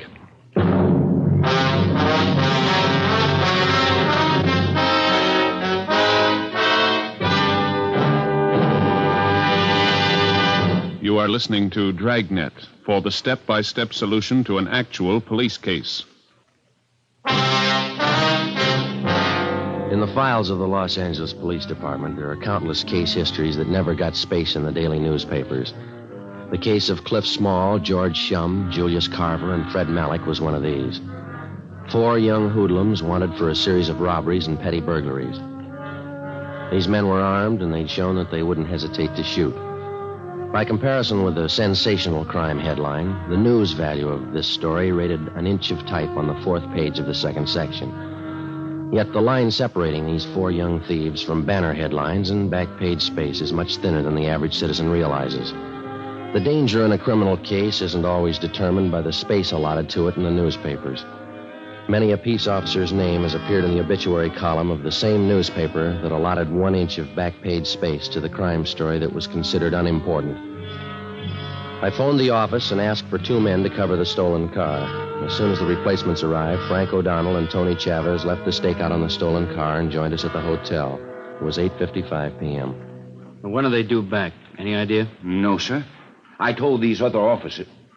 I did tell you, didn't I? Yeah, you said they were out for the evening. That's it. I knew I told you something. Was it you two? Or was it you two? It was this fella and I. Oh, yeah. I don't remember things I say so good, but I know faces, things. Are you the manager here? Oh, no. This place belongs to Claude. Claude who? Tinney. Then you're in charge now. Only when Claude's not around. This is one of his places. Where are we going to stake out, Joe? Not enough room to turn around this lobby. That's what I've been telling Claude. Claude Tinney. This is one of his places. Yeah, maybe you better leave that bottle alone till we get this straightened out, huh? Oh, no, I don't hit it heavy anymore. Just a little nip now and again. Drafty in here. Any idea where we can wait for these fellas and keep an eye on the lobby? No, not enough room in this lobby to turn around in. I've said that to Claude. Yeah, we know. Hey, clerk, where does this door lead to? No, don't go in there. There's a light in here? I save old bottles. Ragman gives me a penny each for them. Is that a storage room? What's that? That room over there. Oh, that's the linen room. We keep all the linen there. That's about the only place there is, Joe. Unless we want to wait out in the car. All right, we'll wait in there. There's a couple of chairs in there. I'll send the boys back when they come in. Be better if you tell them nothing. How are they going to know you're here? We'll tell them. You just don't say anything. All right, sir. Now then, if I can just have your names, I'll see that the boys get the message. Now, look, mister. You just sit there and read your magazine. Don't say anything. You got that? Okay. That's the way you want it. Come on, let's go.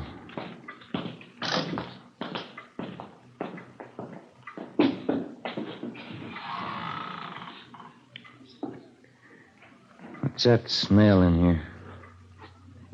Bleach, I think. Strong. What time is it? Can't see.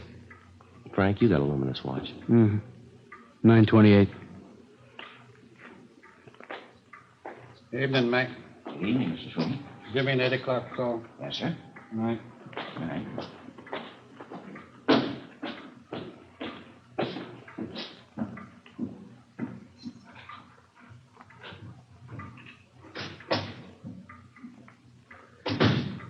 That smell's giving me a headache.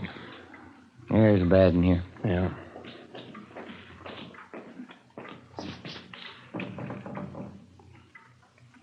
Is there anything I can get you, gentlemen? No, you just stay at the desk, will you, please? Say, Claude Tinney's his name. He's the manager. Remember you asked me about that? Yeah, we know. What do you want him for? Look, you're going to have to stay away from this door. We don't want him to know we're here. Okay. That's the way you want it. I could use a cigarette. Yeah. All we need in here now. Smoke. What time is it, Frank? Oh, Never mind.